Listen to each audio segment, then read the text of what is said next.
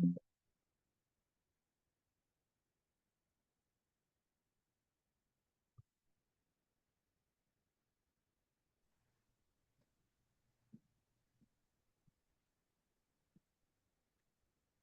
Rita. Hello, how are you doing? How are you? Good. Can you shut the door, Mr. Custodian, please? Yeah. Okay. Hello, Eric. Hi, Mateo. We have to turn I wasn't able to turn the recording off, so we're not supposed to record an executive session. Oh, Yeah, so after we are called to order, we have to record the motion to go to executive session, and then I'll turn off the recording. Yeah, it was just a reminder, that's all. Melissa, you're very echoey. I don't know if that's where you're situated or. I think it's just the room. I'm gonna try something. Hang on, give me a moment. Okay. Oh, you're echoey too. Yeah, okay. I'm gonna try something with the owl. Since it's just me here. I'm gonna try her on the table. That was better wherever you were just standing. Yeah, I'm like right on top of it. Yeah. Hang on. I'll Oh, take the. I'll be right back. Okay. Oh, shit. Hello, everybody. Michael, how are you? Good. How are you doing? Good, good. I want You to in show you where I Shutesbury? am, Mike. I want to show you where I am, Michael. Can you see? Look, The palm trees. close. Yeah. But Where are anyway, Where are you, Jeff? I'm on the beach in South Carolina. Oh, very nice. Terrible. Right. Terrible. Thank you, Michael. So Rita, there's three different groups of houses that I'm aware of that are going to New Zealand in the next 2 weeks. No way. Yes, you included, yeah. Who else? Mary Jo Maffei and Jeff, and then Rob Hayes's kid Robbie is going on a semester abroad. I think he's leaving this morning. It's Oh, like, do the math on that one. I know, really. When does Mary Jo leave? I was going to get in touch with her. Do you know? I don't know. Lucy ran into her. That's all I know. Yeah. Okay. So, and the rest of us will hold down the fort. Yeah, good. Rita, you mentioned the echo. Does that change the echo? Is that better? It's a little bit better, but not dramatically. Not great. That's the room. It's the room. Yeah. Yeah. Need some window fabric. Yep. Need some. We need some wall interior doors. fabric. Yeah, I need Windows, the studio dampers for the ceiling. Yes. Yeah. Yeah, I think we can get some for the wall too. acoustic foam, yeah. Yeah, Eric can probably hook us up with that. Yeah. Eric, you're muted. I actually have some acoustic foam that I just took down out of my studio. It's just sitting in a pile downstairs. We could try it. We could try it. Does it have fabric or anything on it, or is it just? No, it's just I don't know what's just foam. It's just a piece of foam. Okay. That's I don't know what the word would be, but it's like a sawtooth or whatever that looks like from the outside. Huh. Whatever you call that pattern. Great. Yeah.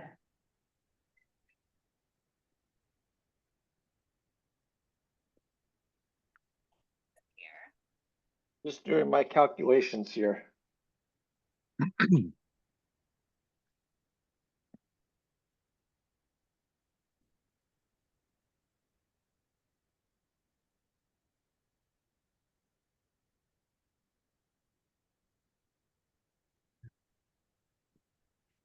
Rita, is that better? Is that less? Yes, much better. It's the table. The table's acting like a speaker with the reverb in the room. Yeah, that makes sense. It's a hard surface. Stuff bounces off of hard surfaces. A hollow light surface, actually. Yeah. Hey Donna, is Adam coming? to the best of my knowledge. Okay, good. And I think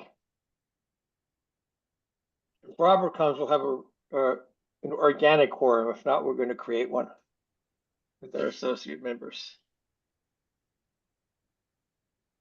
I guess we should give them a couple more minutes, see what happens.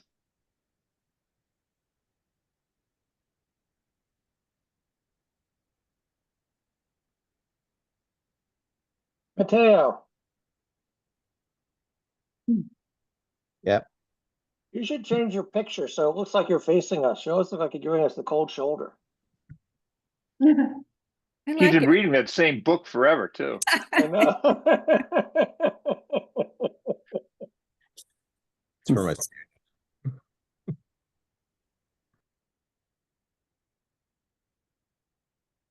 Michael, how are Well- you doing? How are you doing in Shutesbury? Okay. Our snowstorm wasn't much of a storm. Oh, good, So good. yeah. And not in Well, what, Rita, Melissa, you want us to start? And we can manage to start without Robert Sure. showing up. Okay. There's Adam. Yep. Cool. So I think Well, as, we need to call to order. yeah, me too.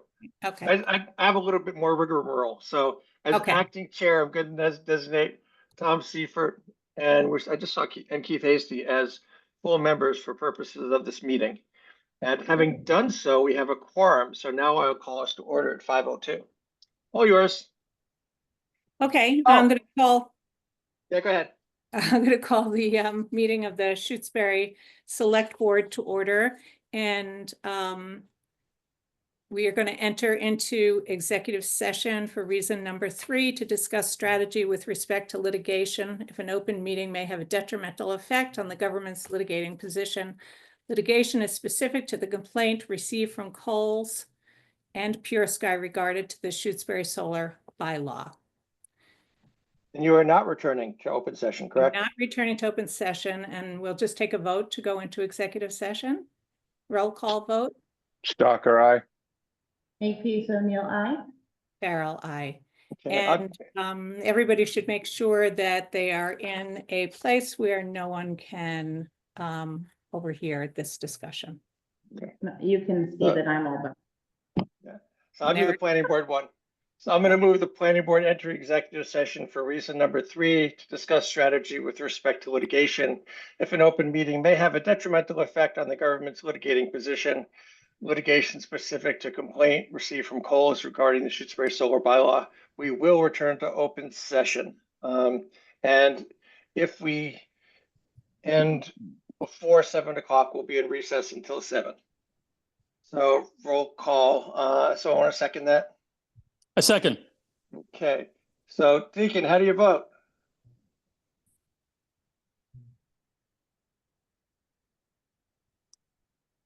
It- Thank you. Keith? Aye. Secret, aye. Jeff? Weston, I. And I am an I. I think you got us all right. Yeah. So I guess and you guys are all in places where no one can hear you. Yes. Okay, cool. So I guess, Mateo, we can stop the recording and go into executive session. Nathan? Recording in progress. Woo. So Nathan, handing over controls to you. We don't have to start the meeting because we're still in session. Because we came out of session into public session, but a couple of us are making a quick bio break. We'll be back. So I know we have a hearing in 2 minutes, but anyone who's been sitting for 2 hours want to spend like a couple of minutes just getting up and coming back, and we'll return, we promise. Okay. All right, we're taking a quick break. Right now, the planning board is in order and is just returning to open session from an executive session that started earlier at 5 o'clock.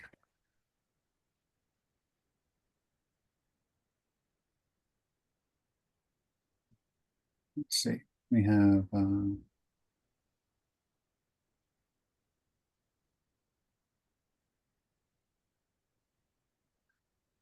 So we did have public comment and a few things on the agenda. However, given that we're returning to open session a few minutes behind schedule, we will skip that and we're going to be going right into our public hearing. Hey Nathan, can I just say something? Yeah, Okay, so I'm sick. We got flu in my house and it's hitting me tonight, so I'm gonna do my best. Okay, like I read the minutes and all that, but I'm gonna sit here for as long as I can. yeah, that's all right. Thanks. It's the beauty You of know, Zoom meetings, but it's pretty awful. I hope you and your family all feel better soon. Thank you. And I know the public hearing with Sirius, I understand that you'll be I think, is your status as an abutter so that you won't be able to participate, right? That's correct, yeah. So I don't know, if anything, I would say feel free to kind of like, check out, especially during that time, and possibly we can try and get you back in later on. All right, it's I'm gonna open up the public hearing. This is for an application of Sirius Incorporated for the property located at 72 Baker Road. It's for a special permit application for a small wind energy system. And before we do get started, I just want to give another minute to allow everyone who is currently taking a quick break after a multi-hour session to get back. I see Linda, hi, good to see you.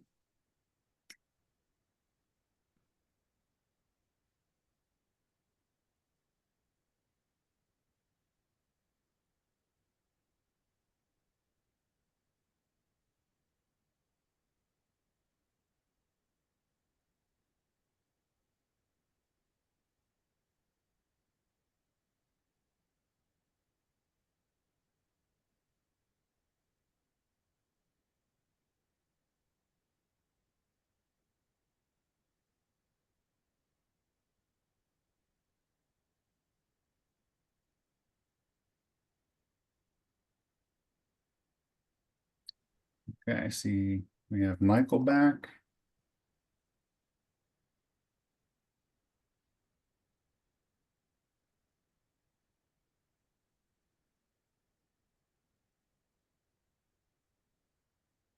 He's back.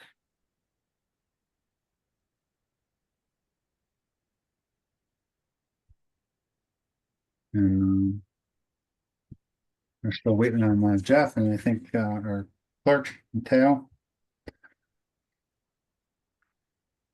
I'm here. That was okay, good.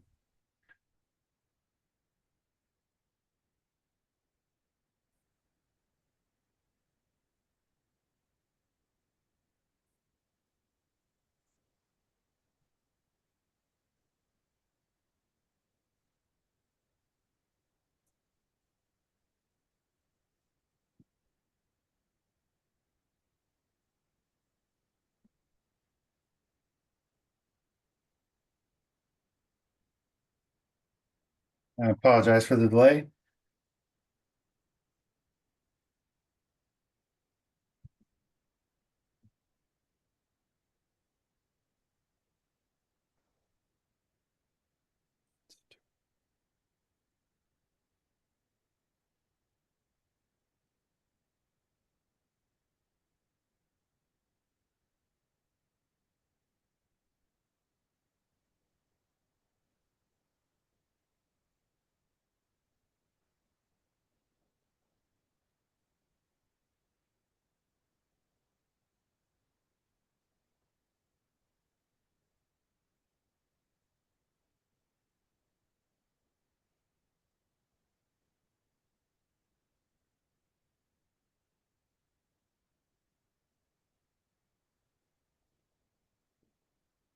Jeff, are you there by chance?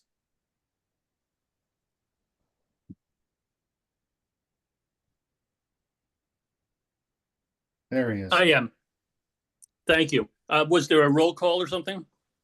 No, I was just, wanted to make sure we had everyone before we started.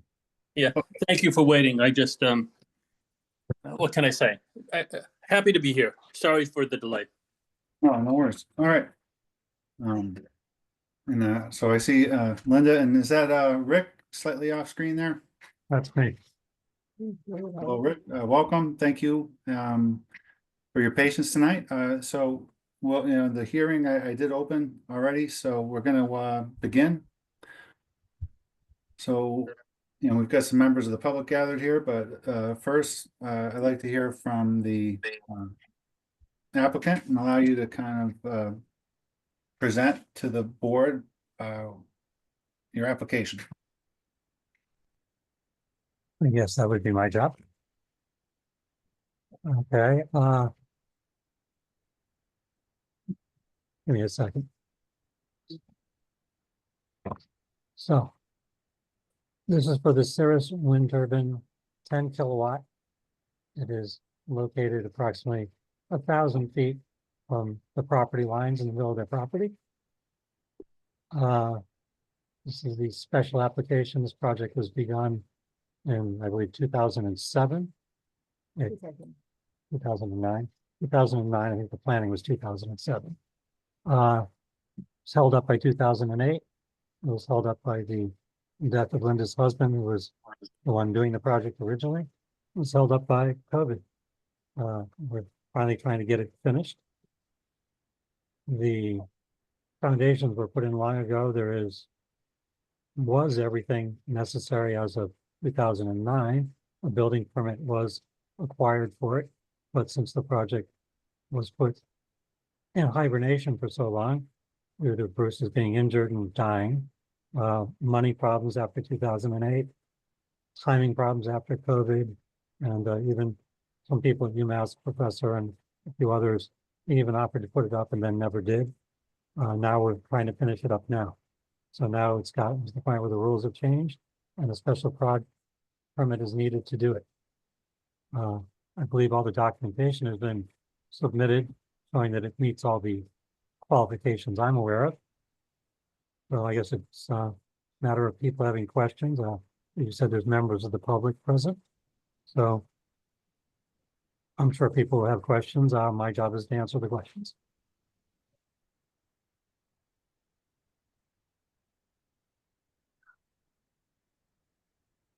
So I have a question. This, Joan Hanson, we live across the street from you guys. And just down a little bit. Was there a windmill there before? They already have one 3 kilowatt wind turbine. That's about 100 yards away on the same hill. Okay. And this is a 10 kilowatt unit that's going on just on the other end of the hill. Okay. So here's the thing. When the other windmill was running, we heard thumping all the time. It sounded a little bit, when the thing was running, it sounded like, the MASH helicopters that came in with the wounded on MASH. It was this constant thumping. And we want to be sure, I'm all for the wind power, obviously, but I want to be absolutely sure that when you put this up, it's going to be quiet, because we can't put up with, and I'm speaking for my neighbor who's directly across the street from you, and I've heard him, he's talked to us a lot about it. The noise was really, really annoying, and so it's got to be quiet. Do you have any idea that the thing's not going to make noise? Like a thumping or a whipping or a flapping? Yeah, I'm not sure exactly what you were hearing. The wind turbine, when it was running, the 3 kilowatt they have, doesn't really make any noise that you can hear more than 300-400 feet away from it, except when the winds go over 34 miles an hour and it turns out of the wind. That's it's not the called case with the previous whirling. one. That's absolutely not true for the previous one. Yeah. Tell we me heard- what the difference is between what you're gonna put in now and what was in then. Okay, so let me talk about this one first, as the new one is not really going to make even that much noise. So I don't know if you were actually hearing this wind turbine, because on days when it was furling and making the maximum amount of noise, I was standing at the steps of the Phoenix house. A guy named Hugh said, if you're very quiet, you can hear it in the distance. And I had to be very quiet and you could hear it, but it was a day with 20 to 30 mile an hour winds through the trees. So I really don't know if you were hearing that, if you were hearing helicopters that come out of Westover. Oh, stop attack it, the search stop and it. rescue over the Quabbin. That's this Oh, thing doesn't make that much noise as is, and the new one isn't going to either. It's over 1,000 feet from you. But yeah, but it's possible it's sitting under it, you wouldn't hear it, but it's if the sound is carried down to where we are, we heard it. Well, I'm the just Phoenix- saying. The Phoenix I house is know that between was you and it. there. I know that it was the wind turbine. I know it was, but that's why I'm just saying it's got to be quiet. Okay, they have data which has been put in with the application. You go to Bergey's website, bergey.com. They have their acoustic data, because this is something people often say. And it shows that when the thing is running, not furling, but just running, that it's about the same noise level as my talking right now. And I've been standing in front of these things even when they're furling, right at the base, having a conversation at this level with the lady who owns one out in West Brookfield. And that's the noise level at 100 feet. Now, if you're 10 times further away, the volume will be 1/100th of that amount. Plus, you have to hear it through the wind through the trees. And the wind through the trees at 35 miles an hour is pretty much ripping branches off. It's quite loud. And that's why, I'm surprised you could hear it at your place when I really couldn't hear it at the Phoenix house in between. So I don't Yeah. know for sure That what is you were that hearing, that but that this is one you shouldn't be able to hear. that is surprising. So my next question is, if it is noisy, what recourse does anybody have to, who do we contact, complain to, what can happen Well, you can talk to to Linda, but cut it back? the noise that the old one and the new one make when they're running at lower wind speeds is not a thumping or chopping noise, because they spin much faster than that. They make sort of a whirring and whooshing noise only. They don't make a thumping noise. And I might be able to see if you could go visit one. There's one in North Brookfield that I think it's West Brookfield, that is running right now. So over there, I have the lady's address. You could drive by, like you don't go on her property, I don't think she'll care. It's about 150 feet from her house. And it's not really loud at all, even in high gusty winds when it was furling the day I was there. There's another one up in Vermont that I've been working on, and they don't make that noise, which is why I'm so surprised. And the one they have now, the 3 kilowatt, is very small and it spins at a high speed. So to make a thumping noise, it would have to be spinning about like that, but instead it's spinning very, very quickly. You can't even see the blades. So they can't really make that noise. So that's why I'm so surprised at this. Yeah. When's the last time you heard it? It was a while ago, a long time ago. Well, I say a long time, I don't know. I haven't More heard it than a lately. year, more than 2 years? A couple of years. Has it been running lately? Right now, it's been shut down so I can take it down to rebuild it. So how long has it been shut down? Oh, 8 years. actually, Well, I haven't heard it for 8 years. Excuse me, if I can jump in here. yes, go ahead. Joan, Go ahead, could go you ahead. tell us, when's the last time that you recall hearing the sound you're It's describing? been a long time. It's been a long Is it a long time, like several months? Is it several years? Oh, years. Like 2 or 3 years or But 5? I don't think the thing's been running for a long time. How long has it not been running? Well, before we get to that, how long ago was it? I mean, can you give us your best estimate of when it was the last time you heard it? 2 or 3. Maybe 8 years ago, 7 years ago, maybe. Okay. But, I was gonna say more like 5, but maybe it's more, well, maybe it's more. I don't know. It's 5 or 6, the I- thing hasn't actually run in 8. No, it hasn't. We haven't heard it lately, but I know that, I mean, we've lived here for 50 some years, so. I know, you gave me a believable big log once upon a time. I know you did. I know who you are. I'm not trying to kill the project because I'm all for wind I power. understand. I just want to make sure it's, I have hearing aids as well that, you know, The new one, they have much upgraded blades nowadays, which are much quieter. okay. So And that's I'm not just something that speaking for, I'm not just speaking for myself, I'm speaking for my other neighbors who there have were been complaints years talking ago to about me the about Verdes this. being loud. And they redesigned the blades multiple times. And quite truthfully, if we go over to the lady's place over in the Brookfields and stand there on a windy day, you can stand there and talk to me because it's really not that loud. And if you get 1,000 feet away, you can't hear it. I mean, if you stand there and very carefully listen in the wind, you might hear it furling, but you won't hear it running. And the old one, you'll hear it furling perhaps, so you're not going to hear that thing when it's running. It only furls at high wind speeds. But that's the one I have to rebuild and put back up. Well, Yes. as long as it's going to be quiet, I don't have a problem with it, but We don't want to bother you, and you know, the people who live here, they wouldn't like the noise either. right. Nathan, can I introduce myself? Yes. Well, Okay. I think I'm Hey. here on behalf of my parents, Ed and Mary Lindette. Gail, And before you- I think, Gail, what? before you do, sorry, I just, I saw that, Elaine had a hand up there, so I just wanted to, Oh, I'm sorry, Elaine. no, it's all right.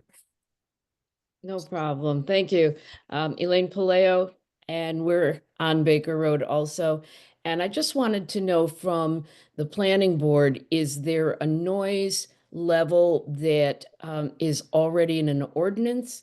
And if there is, what happens and how do you monitor whether there is a noise problem going on?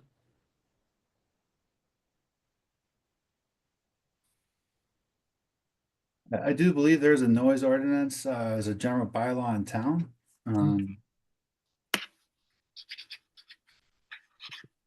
But, haven't gotten to the point where we've, evaluated your question. So that would be something that we would have to, address. Well, I guess As part of our review of this, application. And once, if the application is accepted, is there any recourse if there's a noise issue? Well, this is a special permit application, and as such, the board has the authority to impose conditions on the project. And if conditions that are imposed by the board are not met or adhered to, then there is recourse to that. I'd like to point out there is a Thank state you. and local law that governs how much noise can cross your property boundary. And it has nothing to do with wind turbines, it's a global one. And if you violate that, they make you shut it down. And this will not violate that. I guarantee you that. I'd be really surprised if any of you actually hear it. But, you know, if it is such that it violates the ordinance or the state statute, then they would have to shut the wind turbine off. And, you know, we'd have to do something to make it quieter. I don't know quite what, but, you know, that is the law. And just because you get a special permit does not exempt you from the state statute.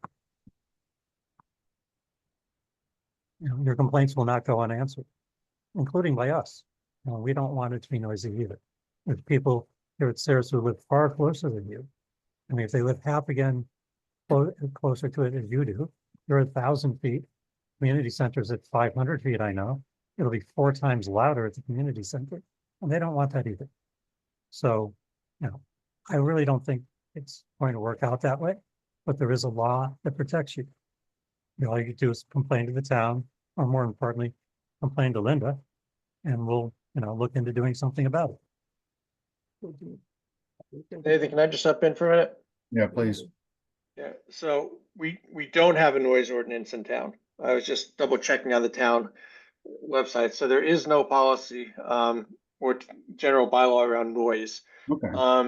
The state regulation is, if anyone who cares, 310 CMR 7.10. And so that is what the turbine, according to the special permit, would comply with.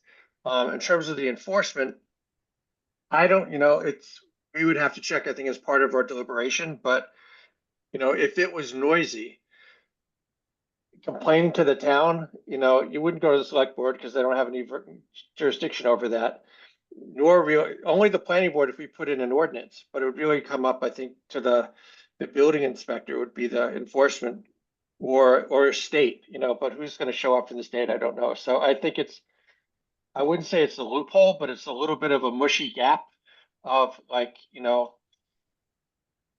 so Joan, if you were saying, and Alan, if you said it's noisy, the question of who do you tell it's noisy to besides Sirius?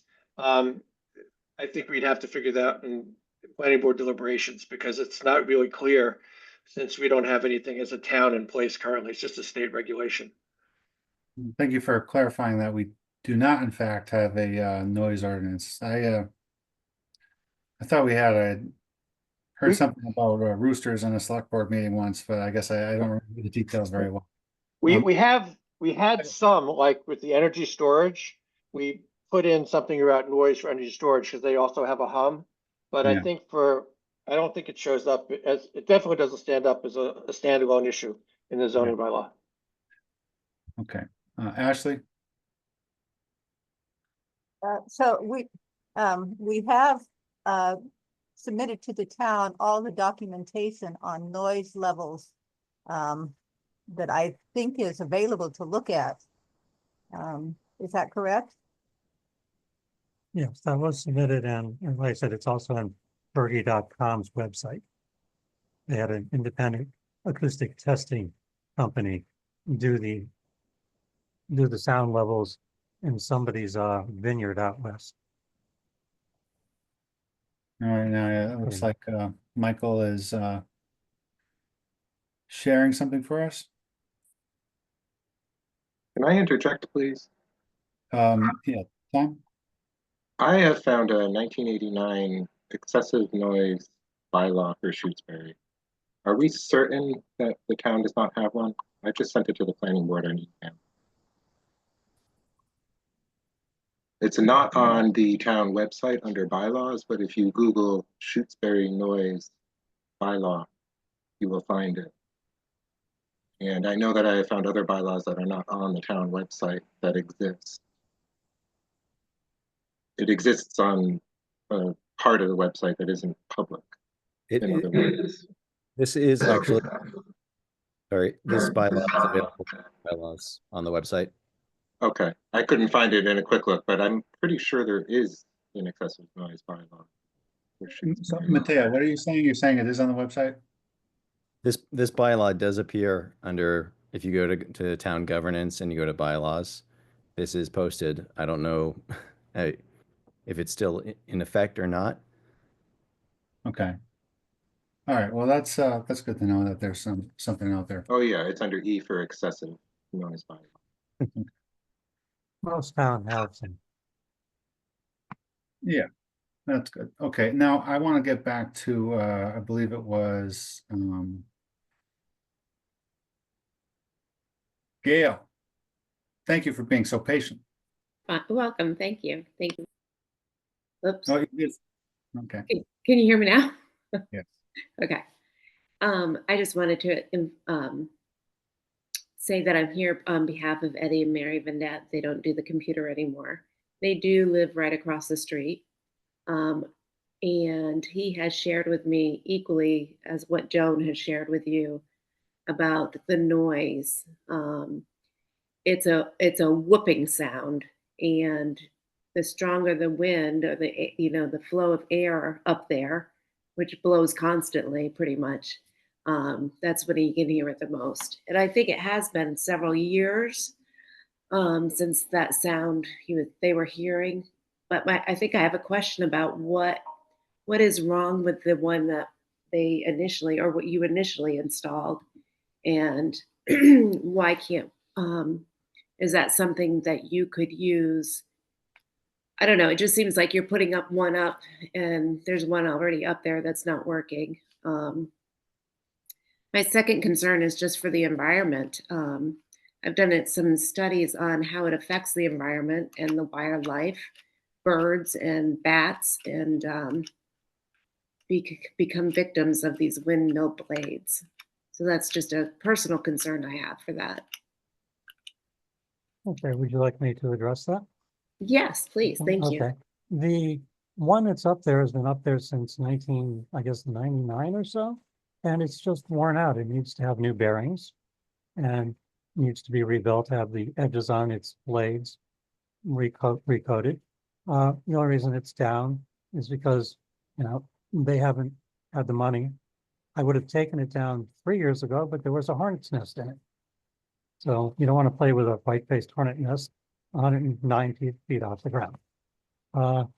Last year, I began taking down some trees that had grown into the guy wires, where Bruce used to take care of that and keep them back. So by the time I got done with that, the season was over. So come springtime, it'll be taken down, rebuilt, and put back up. It's a 3 kilowatt unit that runs the Phoenix house. It doesn't put out a huge amount of energy for what it is. The new one is enough to run the community center, which has megawatt hour bills because it's so big and there's so many people in it.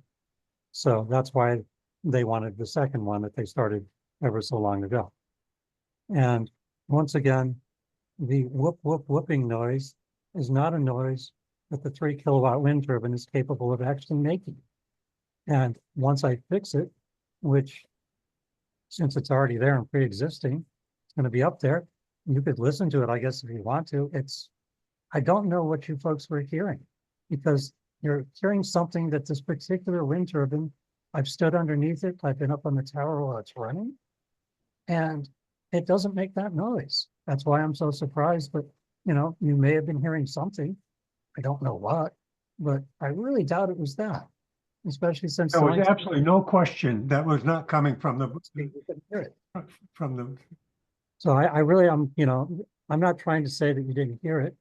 And I like you people and all. I know who. Oh, wait a minute. I used to live on the street. There was no question that it was coming. It was coming from the blades. There was no question about that. Excuse me, sir. Yeah. What? We're not going to interrupt each other and talk over each other here. All right. Now Rick is speaking. If someone else wants to speak after that, you're welcome to. Could I just say that on that old tower, it was a 2-blade model, and we have changed it to a 3-blade. The new one is a 3-blade model, and according to the information we have from Bergie and that's documented, it doesn't make noise. As I say, you can look and read there. They had an independent evaluator evaluate the noise that comes from that. And hang on a second. I think I know what you were hearing. When it was a 2-blade model, there's a thing called yaw chatter, which airplanes get to on the propellers. When the wind changes direction, it goes cha ta ta ta ta ta ta into the wind. Was that what you were hearing? No. It would go ta ta ta ta ta ta ta. It's kind of like what you were describing. That's the noise it did make. And we changed the old Presumably one. that would stop when the wind stopped, but it didn't doesn't stop make that noise anymore. I think it was more like a whoop, like whoop, whoop, whoop, whoop, whoop. So who knows? I mean, that was the yaw chatter. It doesn't do that anymore because the old one has been changed to a 3-blade.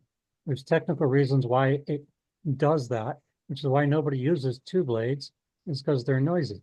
The 3 blades don't do that because there's always a blade on the side that would cause that noise, turning it. So as a result, it just doesn't do that. And the new one won't do it at all. The old one is not going to do that. It was only running for about maybe 6 or 7 months before it lost a bearing after it was converted to a 3-blade unit. And I know it was converted because I'm the one who designed the conversion for it and had a machine shop build it, and it was put on there. So it's possible the noise you were hearing was the yaw chatter from the old 2-blade unit, which it will no longer have. And the 3-blade unit, it's the new one, would never have that in the first place. It has quieter blades and it's a 3-blade. A 2-blade I've never liked because it tends to wear out the bearings because of that. So as I've been sitting, I'm trying to figure out what you're talking about so that I can address it. Because if I don't know where it's coming from, I can't fix it. But I'm pretty sure that's what it was. Raise your hand. What? You gotta raise In all due respect, Excuse me. and I don't want to cause any type of argument here, but my faith in that is a little misguided because you were insistent that we didn't hear anything. But You now, look at the 3-blade unit, no. The 2-blade, okay. But can you You might understand know. how I'm a little skeptical? the 2-blade, I'm trying to figure it out as an engineer. Where Uh-huh. this is coming from. I'm not saying you didn't hear it. I have to Okay. figure out what it is or I can't fix it. So Right. that's something that already got fixed, but it only ran for a short period of time before the bearings went bad. And it Right. was much quieter because it doesn't have yaw chatter. Yaw chatter Okay. is very much cut down when you do a 3-blade. The problem is Okay. when the wind changes direction, as the blade goes straight up and down, there's nothing to cause the thing to turn into the wind. When it goes like this, the wind grabs the blade and yanks it over, and it makes it go yata ta ta ta ta. And in airplanes, if you're flying an airplane, a light aircraft, the noise will drive you crazy. Well, that noise isn't going to happen because with 3 blades, there's always one that's in the wind on this side, and this one coming out of the wind. So it won't And do what are that. you planning? What are you planning to replace the old one with? A 2-blade or a 3-blade? It's a 3-blade now, and when I rebuild it, it'll be a 3-blade. In Okay. 6 months or 9 months or so that it ran, you probably didn't even hear it and know it was running again. But it only ran for a short period of time because the people who put the blades on didn't change the bearings as I recommended. It was a different company. And the new one's not going to do that. Okay. Thank you. I just want to also note, we are hearing, the testimony by members of the public here that, you've heard some noises from the windmill. Now, Ashley, I see you got your hand up again. Do you need to say something? Yeah, I'm curious. You mentioned that, so I'm speaking as on a abutter right now, not as a member of the planning board. And you mentioned that above a certain mile per hour that that sound did become an issue. And I'm curious if that's the case with the new one, and also if that's still going to be the case with the 3 Sort of faded in and out there as you were talking. I'm sorry. Okay. I think what her question was, Rick, is you mentioned the a certain miles per hour for wind above which you would hear noise coming from the 3 kilowatt unit that you had there, and Ashley is wondering if you're anticipating the same kind of threshold with the 10 kilowatt unit that you're proposing to put in. Okay, the 3 kilowatt, when it furls at 34 miles an hour. This is pretty much a roaring wind. And I'm not sure at your place you could even hear it. When it furled from the Phoenix house, I could barely hear it standing out there with other people. If we were very quiet, this guy Hugh would say, "Hear it now?" You're talking about the new one. I'm talking about the old one, but I want to talk about the old one first because that's their baseline. The new one is quieter than that. I've stood underneath them while they're furling on and off in gusty winds, and it's not that loud. I can talk normally to the customer who owns it, and I said, "Well, it's furling right now," and she goes, "Oh, that's it?" I went, "Yeah, that was pretty much it." It's not. Once again, I'd be surprised if you actually heard it at that speed. because the wind through the trees is so loud. The wind is there ripping the branches off the trees at that point. So, you know, I don't really think you're going to hear either one of them, especially because on a windy day like that, which is the only time it'll get to that point, it's only about, the old one's about twice as loud. The new one will be about half again. But like I said, I can talk this loud standing there. And since you're well over 1,000 feet away, you're going to hear 1/100th. It's the square of the distance. You're 10 times further away. You know, I really don't see it being something you're going to notice.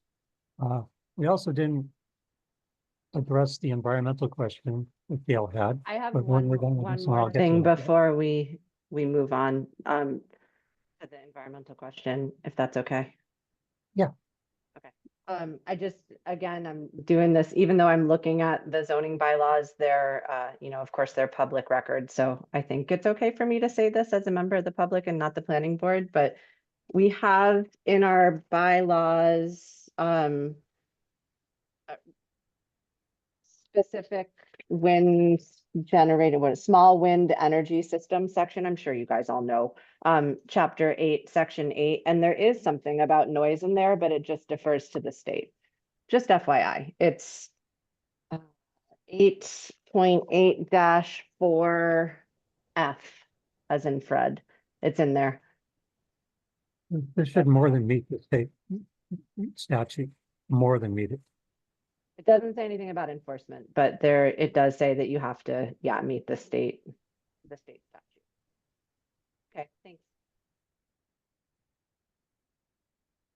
All right, now, Michael? There we go. Hearing all the comments about noise, I'm just sort of thinking about when the planning board considered approving the cell tower on Wendell Road. What ended up happening before it got approved, before it got, you know, anything really happened, was we had put up test balloons with the idea being that people could see from a distance, you know, how tall it was going to be and where you could see it from, with the idea of a butter. I'm wondering, you know, you can't do a balloon for sound, but I'm wondering, Rick, if there's any way of sort of pre-approval, pre-construction, if there's a way of sort of gauging what the equivalent decimal is, because we can read the state regulations, the 310 CMR 7.10 that Ashley was just referring to, but none of us on this call knows what that really sound is, but you know, especially wild in the environment. So I'm wondering if there's a way of doing a noise test at a prescribed time where people on the road could actually say, oh, this is what it is, and hear it or not hear it. I think, you know, there's a comfort level that needs to be involved both for residents and for the planning board. So it'd be interesting to explore that. I wanted to ask that question during the hearing so that Rick, you could, since you're probably the most knowledgeable about it, is there any equivalent test for sound? Well, there is the independent audio testing company that put out the data on the wind turbine at 20 miles an hour in a wide open vineyard with no trees in the way. And they came up with a rating that is approximately as loud as I'm talking. And since the sound falls off like the square of the distance, they were 100 feet from the base of the tower, and everybody else's house is about 1,000 feet. So I get that. I mean, that would be the estimate. That would be the best no. estimate. Well, I'm not talking about what's on paper, because we do have that as, you know, we have the charts and all the measurements as part of the special permit. I'm thinking about a real live test where people who are concerned and, you know, report having heard noises of a sound of, you know, we wouldn't replicate the sound of a wind turbine, but you would replicate the sound at that decibel level. And then people would I suppose determine I if they could could hear. climb up to the top of the existing tower and talk. Well, that's, I'm talking that loud right now. So if I were to go up there and make the same noise level, if I would yell, that would be something. I don't know what else I can say other than to purchase a bunch of expensive equipment and haul it 109 feet up the tower. So Rick, I'm going to try to be, how do you think I should do this? Rick, I want to be respectful, but I understand. Me too. So you guys are looking for a special permit. I'm trying to come up with a test. I do not think, I'm not an acoustics engineer, but I do not think the state would have a regulation where the sound level is talking. in a state that has industrial noises and construction noises and things like that. It's got to be that whatever the regulation is beyond a talking voice, because otherwise they would not bother to put that as the threshold for regulation. So And what I'm talking about is an Michael, objective sewing machine. just to your point, it short of actually putting the turbine up there on the tower and running it, it may be difficult to actually simulate that noise. And even if we were able to do it, how would we coordinate with all the potential abutters to make sure everyone could hear it? We may need to. Well, that's what we do with the balloon. We had a particular time where they raised the balloon. So if everyone said on Monday between 9 and 11, we're going to play this thing, people would know. And there's got to be noise machines that, for decibel stuff. So Could I was asking. Well, that's certainly something that we can, I guess, inquire about. Could I make a comment when there's time? Yeah, go ahead, Jeff. Thank you. My understanding is that there are identical turbines. They were mentioned. First of all, are they identical turbines that on the two sites that were mentioned before? Are they exactly the same as the projected ones in Shutesbury? Yes, the one in Brookfield. Okay. Is the exact same kind. So this is what I would recommend. Same kilowatt, 10 kilowatt. Yes. Exact same bearings and everything that you would put in? Yep, it has a slightly different tower because it's a monopole, but that doesn't really affect the noise. Okay, so what I would recommend is maybe hiring a person, I don't know what they would be in terms of a industrial audiologist of some kind, and and taking measurements at different distances from that identical turbine and then reporting back. Well, if you look in the documentation that we submitted, an independent audio testing company already did that for this exact same unit many years ago, and that was submitted with the application. So that's already been put in. So that's exactly the the same turbine that you plan on putting in. Excuse me? You're talking about the exact same turbine. And Yes. So do you remember any specifics of that? Was that 20 miles an hour? Was it 20 miles an hour was, I believe, the speed they were running at. And at 100 feet only, or did they do it different? They did 100 feet. I think they did some further ones, but 100 feet is pretty close. You're going to hear it from there. Is this in the application, Rick? It's in the application and it's online at Bergie's website. Somebody want to share their screen and get that up? Maybe we can bring it up on the screen. Okay.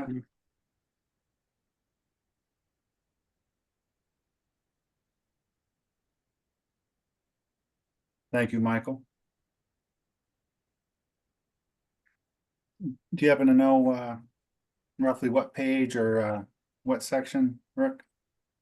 I do not have it in front of me. The screen is so small, I can't even see it.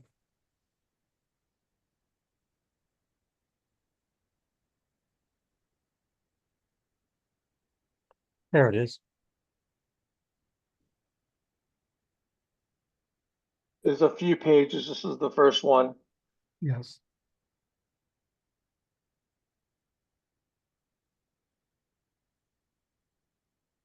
Rick, maybe you could just sort of walk us through this chart here. Is this miles? I'm not even. See it. It's okay. Wind speed's on the bottom. Getting too old for these little tiny screens. And oh, that's better. A little bit more. One more. Okay, hold on one sec. Okay, there it is. So we have dBA, which is sound level on the left, and we have wind speeds on the right. They're showing up to 13 miles an hour.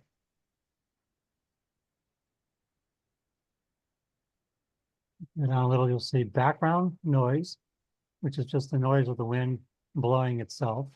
And then you'll see the Bergie 10 wind turbine, 10 kilowatt turbine is the blue. So go back up just a little bit.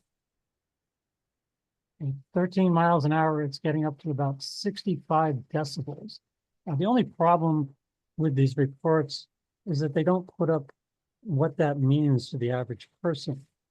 So I can tell you what it means, but you can go look it up as well. I encourage you to do so, since there's some question as to whether or not what I'm saying is right. Around 65 decibels is around where you're talking.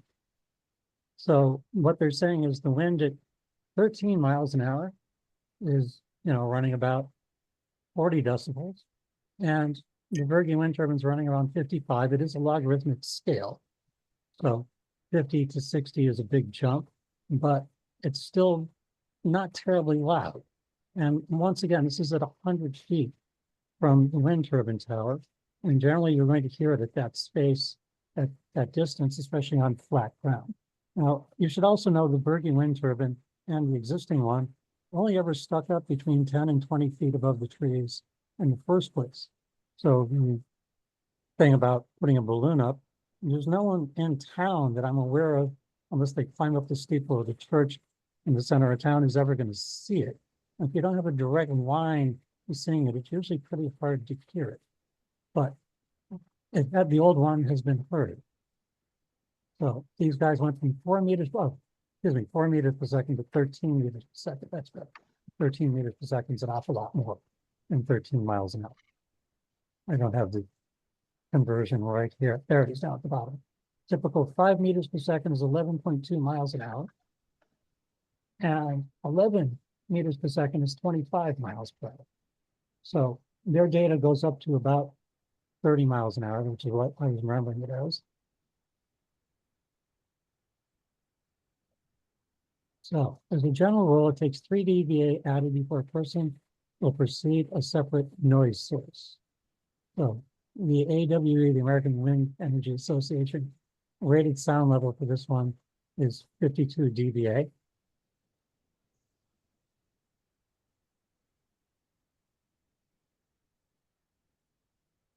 Once again, the whole thing about it is telling this to non-technical people, really, it doesn't mean that much. You have to look up the dBAs. There's a little list you can find online to reference them to talking quietly, whispering, a jet engine, and the things like that.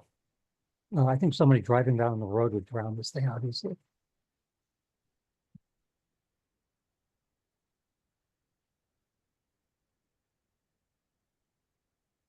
So is this the sort of study you're referring to?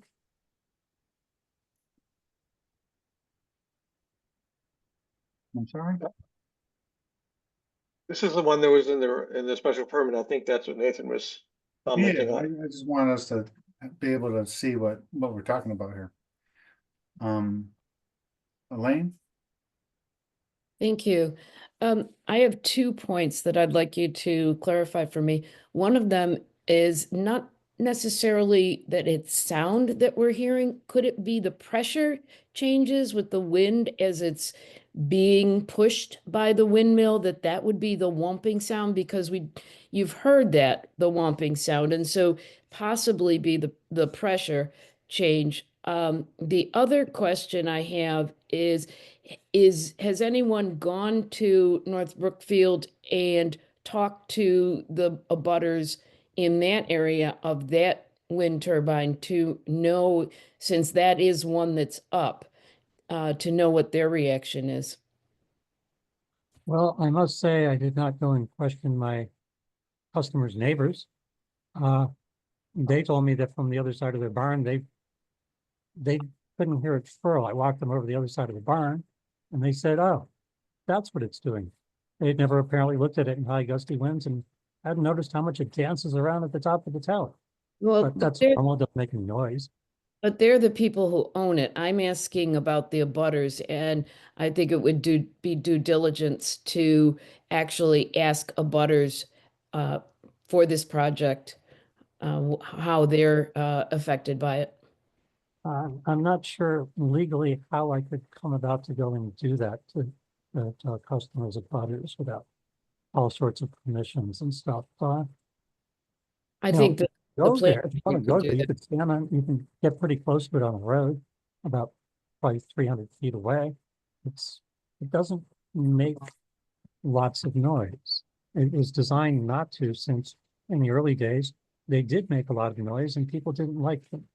And so people spent a lot of money designing new blade geometries that didn't make these noises. And they spin quite quickly, these small ones. They don't spin slowly like big ones. They spin very quickly.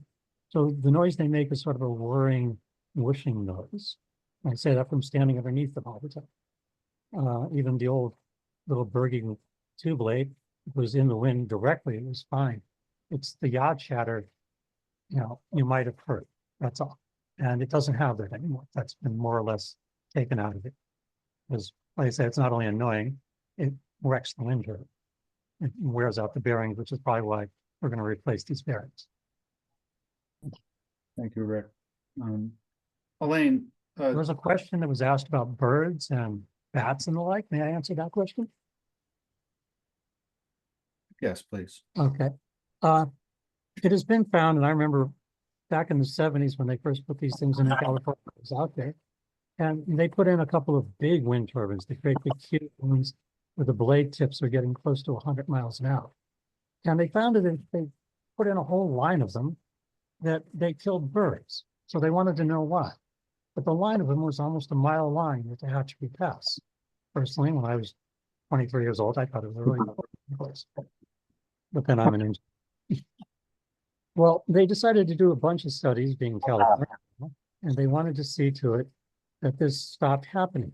And what they found was that when they went to places where there was only 1, 2, 3 big, huge wind turbines, the birds and the bats really weren't getting killed that much.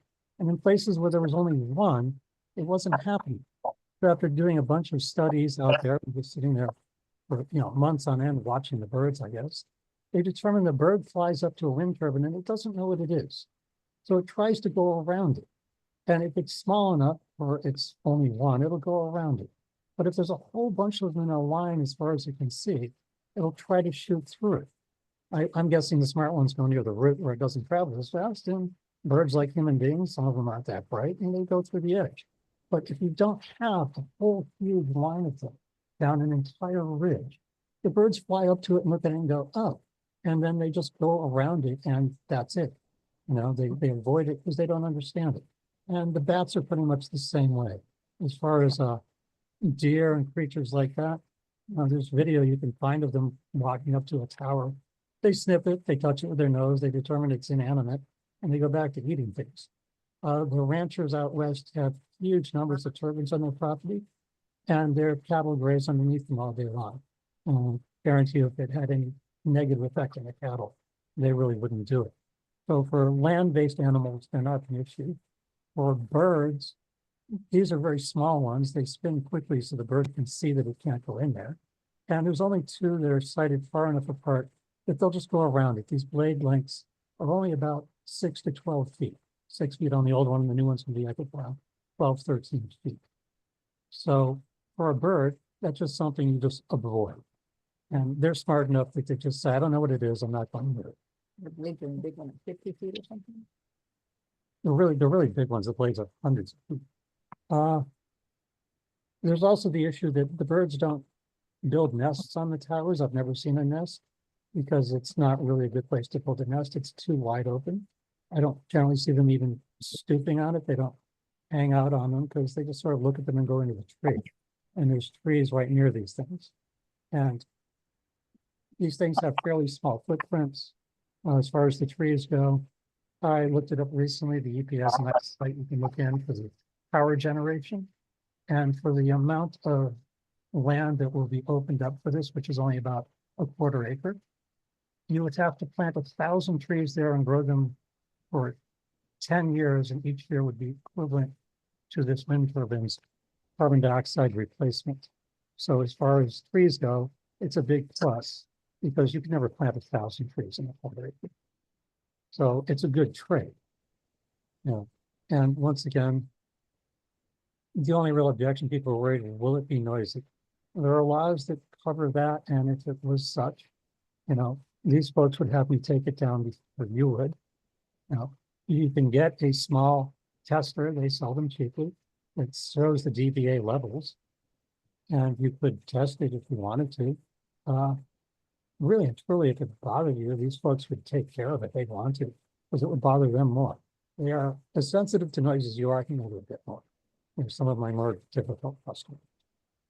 I already had this entire conversation with them. So don't mind me, this is the second time around. Well, we appreciate it, Rick. I was gonna ask, wanted to ask Elaine, just to confirm, you've been asking about, if there's recourse for noise, but in your situation on Baker Road, do you recall hearing noise from the existing turbine up there?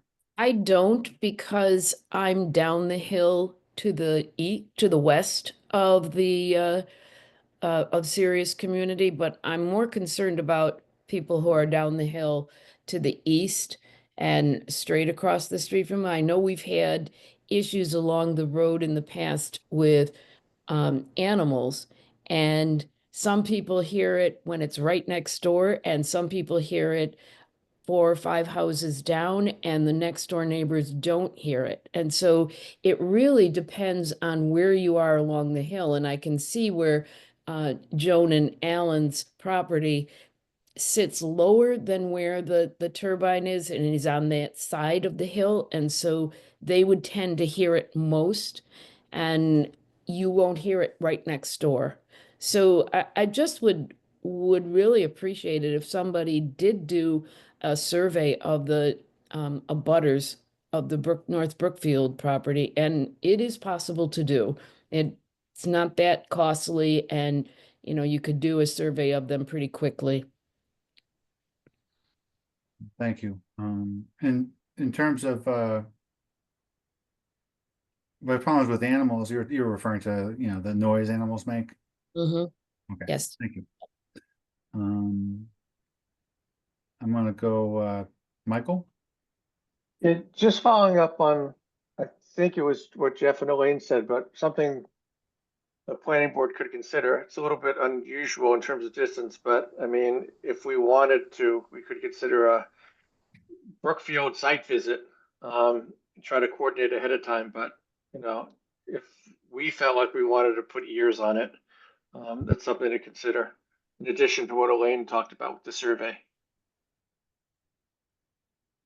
Michael, how far away is that, from here? From Shutesbury? 45 minutes, 50, something like that. Yeah, About 45 minutes. Other side of the Quabbin. We'd probably also have to maybe rent some kind of equipment to test the the decibels too. So it would be a significant time commitment on our part.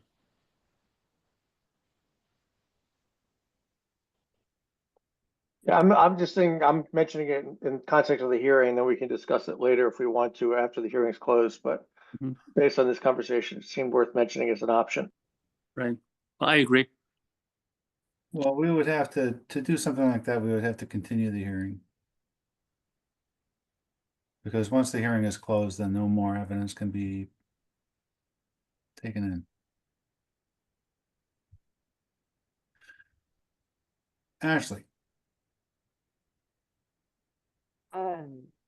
I wanted to say that sound is a funny thing. I'm pretty much right across the street from Sirius, but unlike the Hansons and the Vendettes, I am a little bit downhill. I'm more towards Elaine's house, and I've never heard it. We've lived here for 20 years. I mean, it could also have to do with the fact that when it was operational, I had like a 5-year-old and a full-time job and all that, and just couldn't hear it.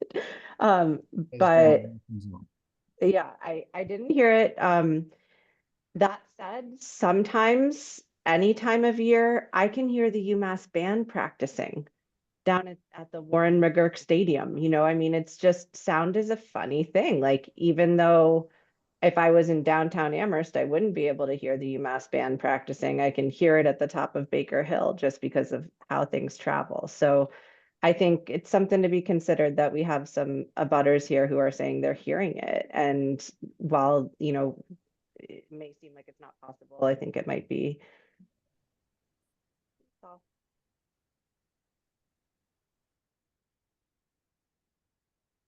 Okay. Thank you, Ashley.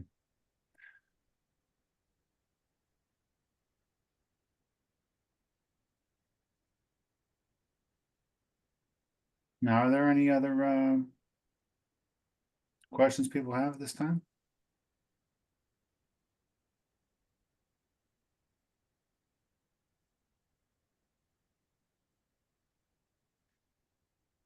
I'm not sure if we're in a position to approve or deny right now. I'm not sure if we have the information that we need. We might have to have a visit to the site with some equipment and just talk about it between us. I'm not sure.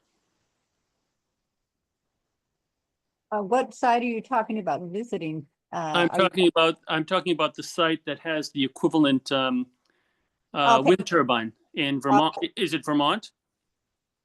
There's one in Burlington, which is too far away for you. Okay. There's one in the Brookfields. I'm trying to remember the exact address. Yeah, in Brookfield. I'm wondering whether it warrants a. First of all, is anyone willing to go up there from the planning board and possibly getting some equipment to measure decibels? Is that a possibility? And maybe we need to have a deliberation among the planning board members to decide if we want to do that or not. So I'm not sure if we're in a position to approve or deny this right now.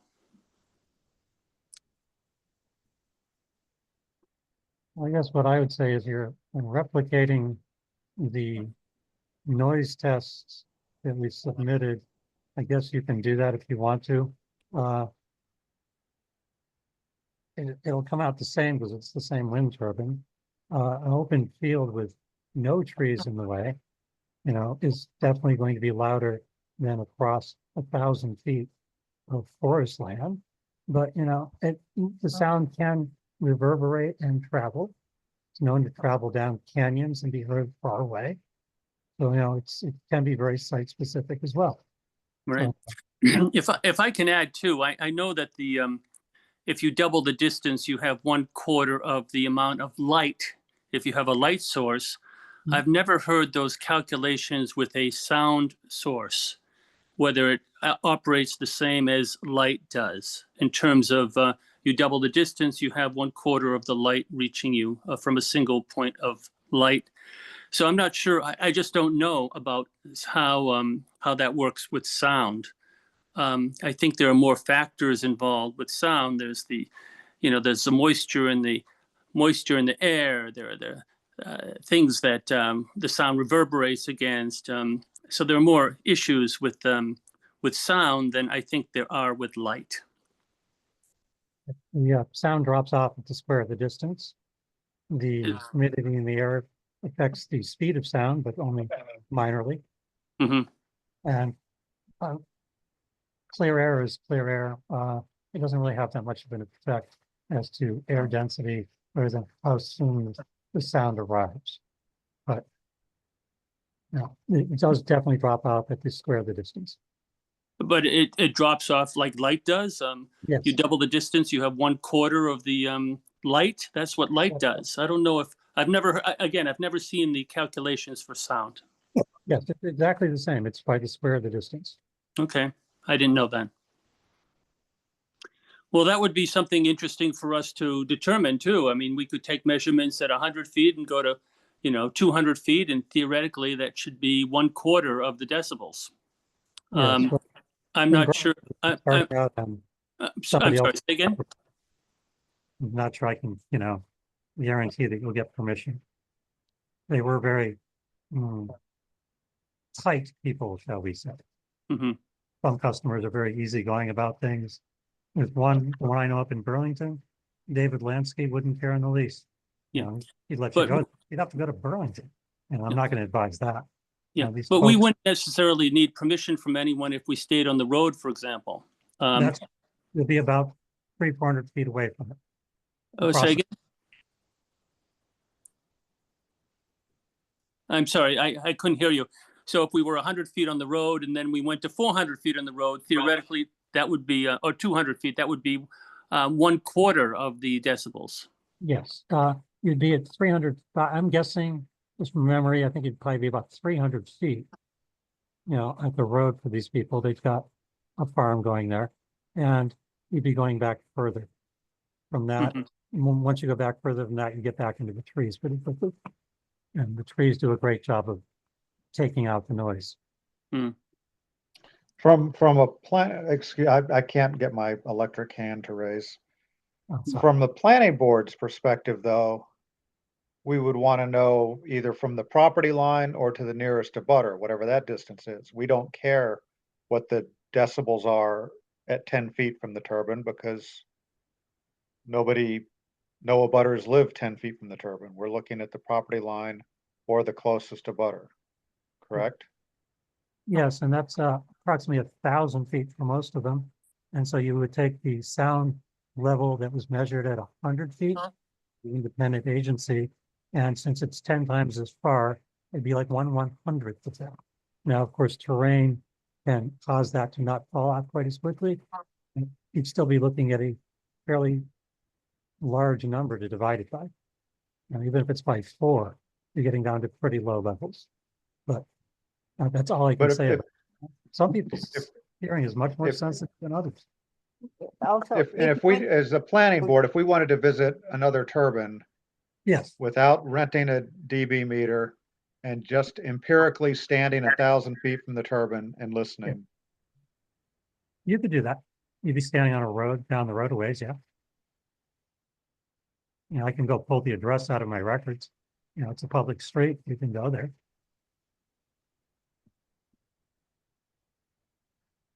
Yeah, well, if she still has it operating, I guess it'll work. I'd have to check and make sure it's still running.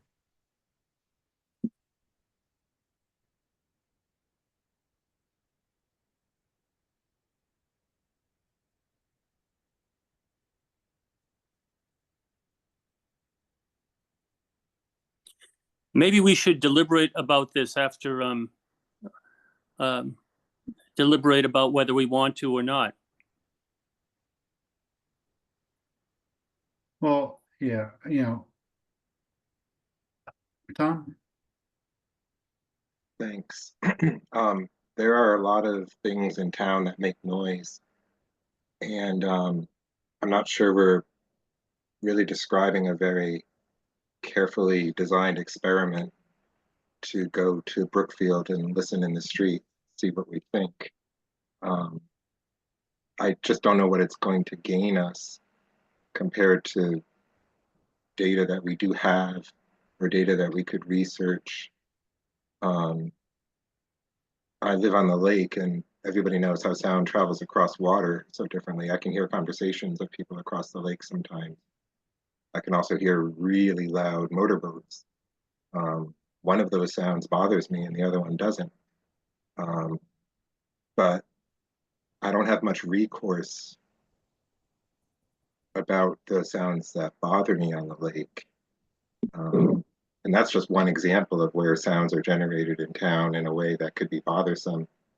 I just worry we're deviating a little bit from what's in the application and what's available, and not being experts, it might not be the best expenditure of our time.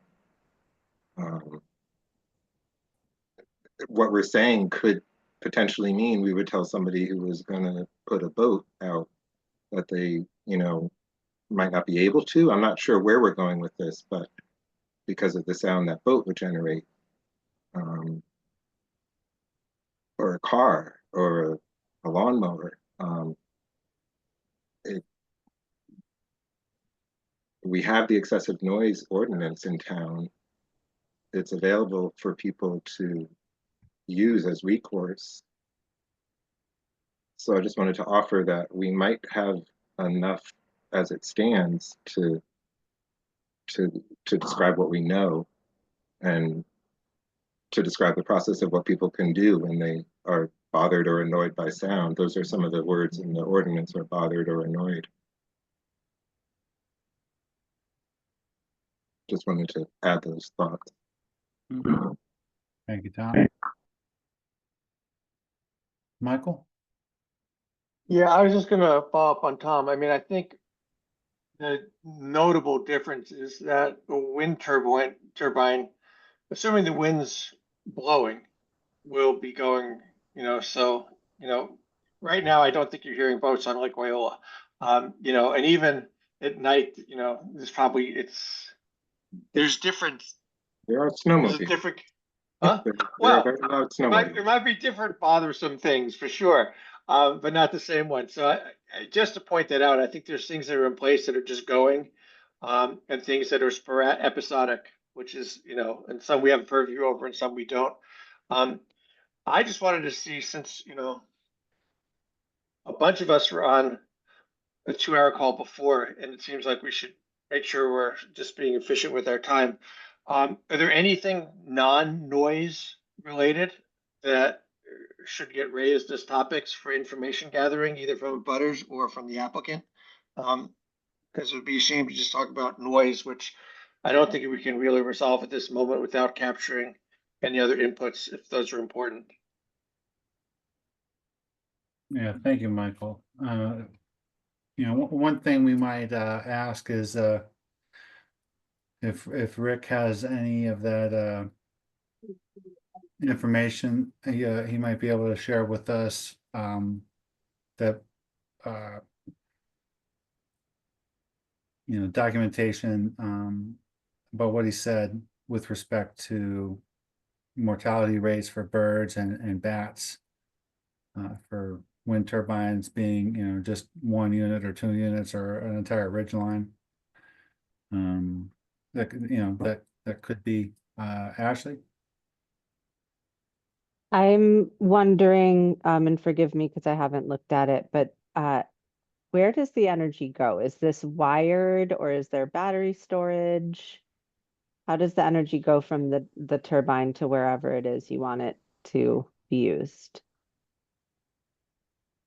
Okay, I'll answer both questions easily enough. The first question about bird and bat mortality and the like, you can find on Bergie's website once again.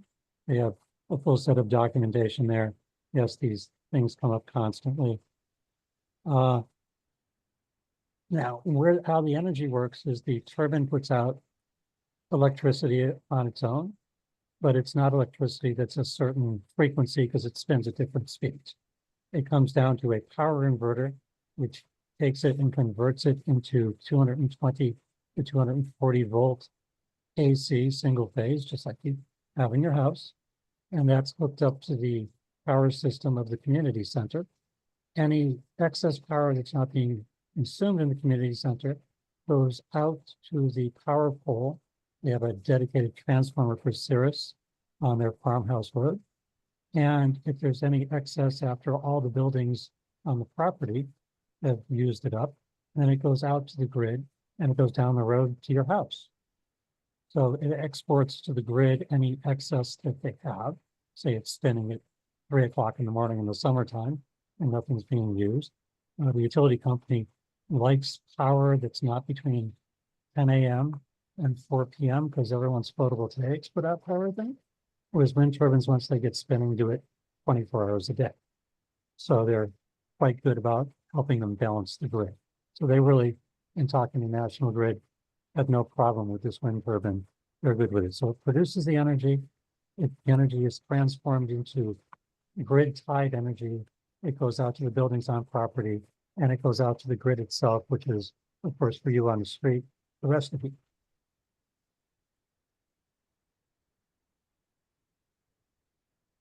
That answer your question, Ashley? Okay.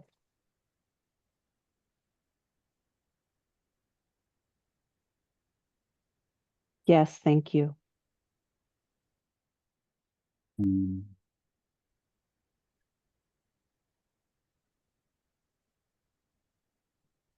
I haven't looked at the details that you have with your interconnection paperwork. I assume there's something about that in here. The Yeah. interconnection paperwork states that they can increase the amount of power they're putting out for their existing net meter, since they already have one for their photovoltaic system. And we're simply adding the wind turbine in. We have to bring up the different parts of the system to present code, which means we have to change out their meter box. They have a firefighter's disconnect. I have to make some changes to some of the stuff. Maurice, the electrical inspector, and I have discussed it and come up with a plan that is acceptable to bring them up to code. And after that, National Grid, they're more concerned with, is there enough capacity on the transformer that they have, that if I backfeed all the energy, it won't overpower the transformer, and that the lines on the street do not become overutilized. If everyone on the street had a wind turbine, it would become a problem because the lines wouldn't be able to carry that much. So Right. that's their whole thing, and their engineering staff went through it and said, and I quote, "The amount of power these people put out is trivial. You know, we don't care. It's good." And they were taking into account the existing 3 kilowatt unit and those, Yes. okay.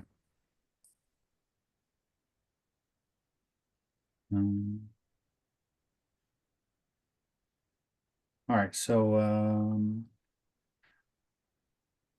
does anyone on the planning board feel that we need to, gather any more information in order to make a decision on this, application we have before us?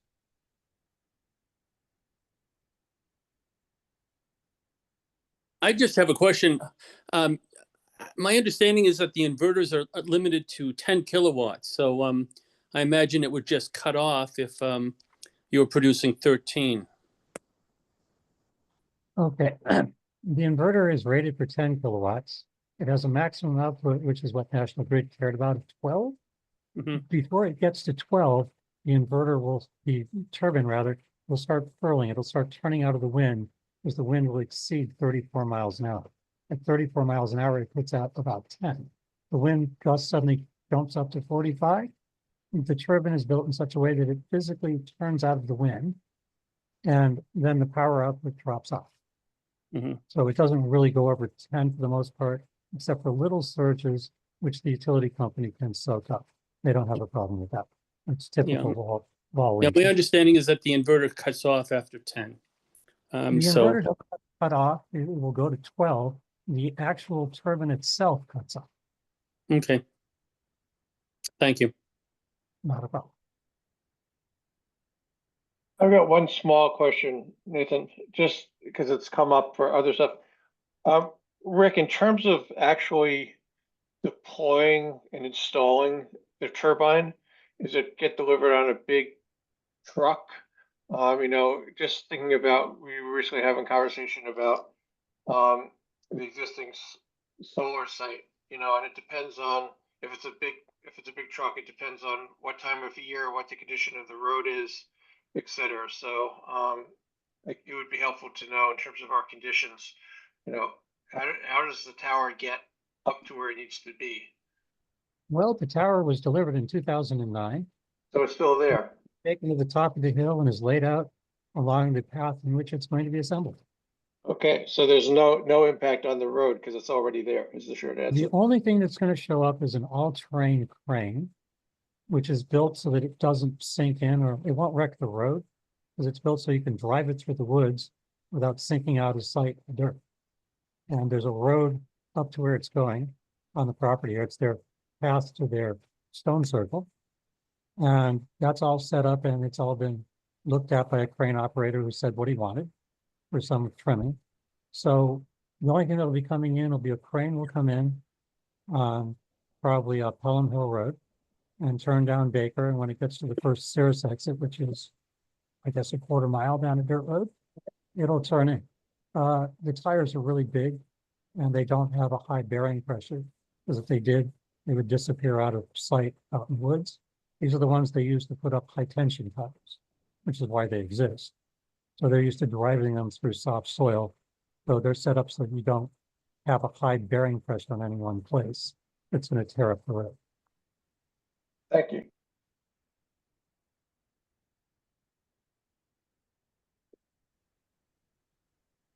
Note that, we did not schedule a formal site visit on this, which could be a consideration. Does anyone, have any thoughts on that?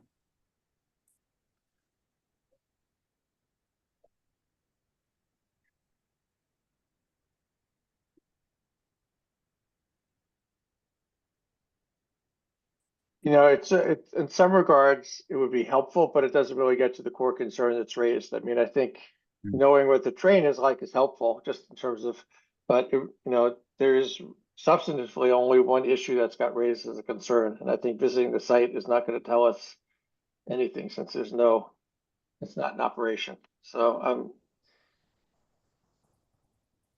yeah, I'm mixed on that one. But to your earlier question, do we think we need any additional information? I think the information that we need is maybe some more data about the sound in some way. I mean, my sense is it'd be nice to continue the hearing, so at least we can think about if there's a way that we would get information on the sound levels that would be satisfactory, rather than sort of, I can look at the charts. I'm not quite sure how to assess that. I think Ashley's point is a really good, well taken one about the marching band. That really it's sound travels based on the terrain, and I think what Gail and Alan and Joan are saying, some people experience sound and other people don't experience sound. So how do you deal with that? Because it is relatively permanent if it's in. And I think our responsibility in thinking about this stuff is that the reason abutters are notified is because they can be impacted. And you're not picking, like with Alan and Joan, I mean, they've been living in the house for 50 plus years. You're not going anywhere. So it's something I think we have. I'm not sure what the solution is for me to make an informed decision about the noise. But I definitely know I don't have enough information right this second to close the hearing. So I think I'd rather ask the applicant to agree to continuing it so we can deliberate it to some degree.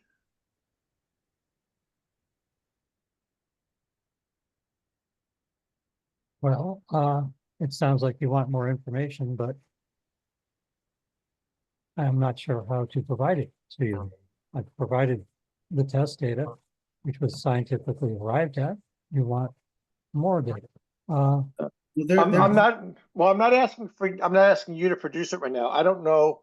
I mean, what I'm saying is I don't know, based on the available data that's in this, in the special permit and what you've articulated, how I would balance that set of data with the experiential data that's been reported. And so all I'm saying is that I don't want to close the hearing tonight. If we close the hearing, we're not allowed to accept any new information. So what I'm saying is that if we kept the hearing open, it would allow for at least me individually to say, how would I balance those two? Because they're very different things. One's a set of data that a professional vendor and a third party, expert has sort of documented. And then you got other people who are living there and they're having different experience. So I don't know how to sort that out for tonight. I'm not saying the data isn't sufficient that you provided. That might be the compelling thing that needs to happen. But I'm responding to Nathan's question of, do we need more information? I wouldn't want to close the door in the hearing, because then if, tomorrow I say, oh, this is the way to get that information, we won't be able to accept it. Once we close, we close. Right. The Now, date for the wind turbine that was submitted is for a completely different wind turbine than the one that was there. The old one is a very old fashioned one. It is there.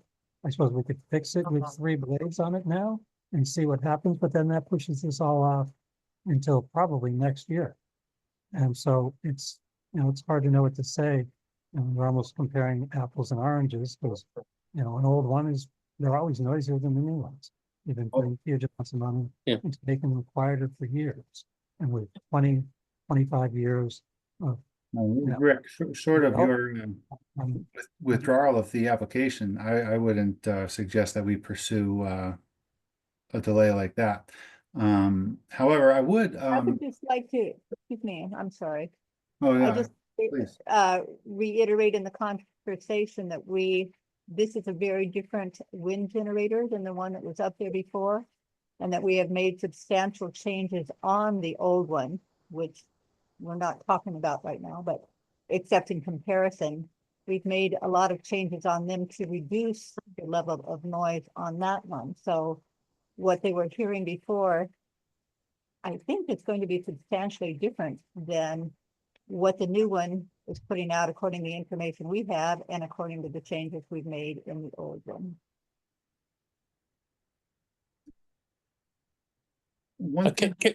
I'm sorry. Can you send us the address of the windmill that's 45 minutes away in terms of just the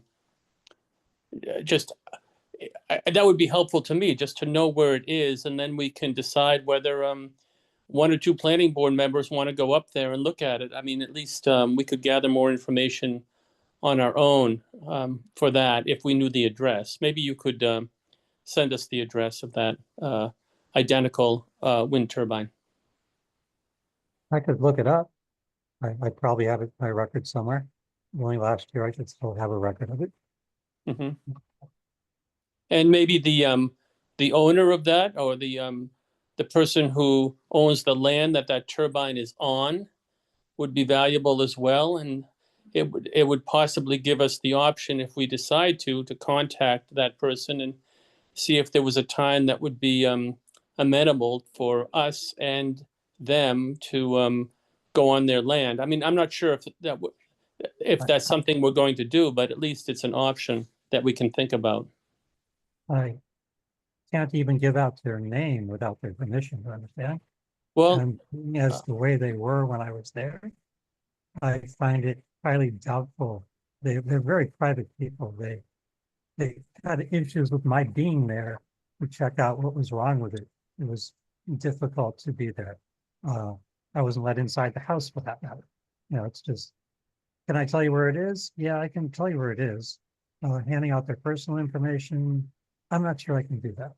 Okay. Well, at least the location where it would be, and then we could, that would be valuable. I'm not sure if we're going to use it, but at least that would be valuable information for us to contemplate. If we keep them, if we keep the application open, if we don't close the meeting on it, at least that's a way for us to gather more information on our own. Well, the 3 kilowatt turbine is going to get repaired and put up probably by about June. And, you know, it'll be considerably quieter than it was long ago. Right. But, you know, that's going to be back up there. The new one will never be louder than that thing, in my opinion, because I've heard both. And I don't know what else to say. If you want to keep the meeting open, you can. We would rather be able to move forward at some point. It's been 2.5 years with National Grid, and then starting, you know, last summer with this part of it. And when these things become 3, 4, and 5-year projects, the economics of them pretty much go down the drain. So I'm trying not to kill my customers' finances with all this. So, right. You know, looking forward to that. I'd like to try to keep it moving, but I don't want to push so far that you just say no.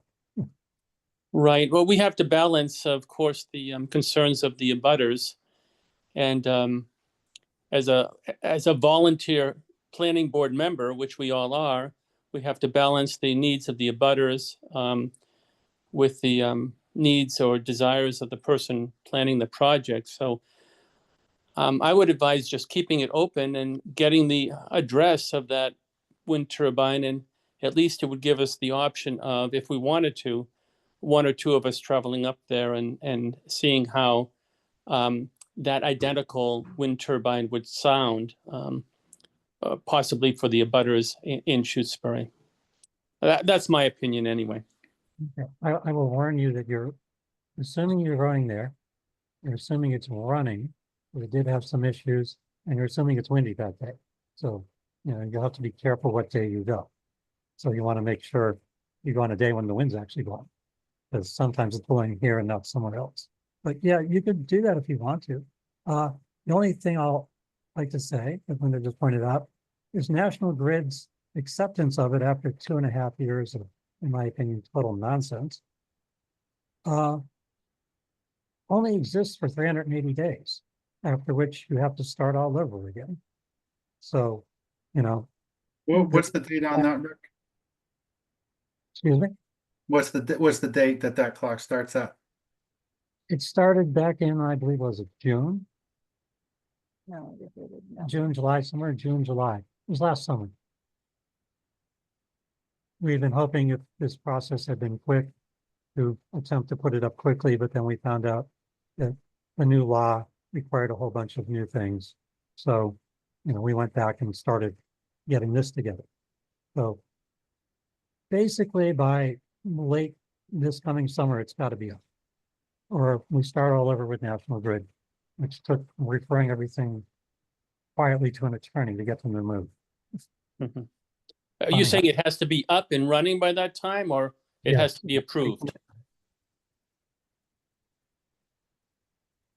So it has to be commissioned and running, tested, test results turned in.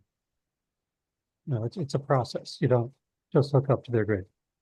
I have to run a whole bunch of tests, have them witnessed, have the electrical inspector inspect it, send in all the paperwork to them.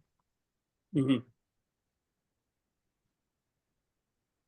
So if I sound sometimes a little antsy after this many years, you know, it's starting to get to me, and I'm getting paid to do it. Right. I don't know. What do other people on the planning board think?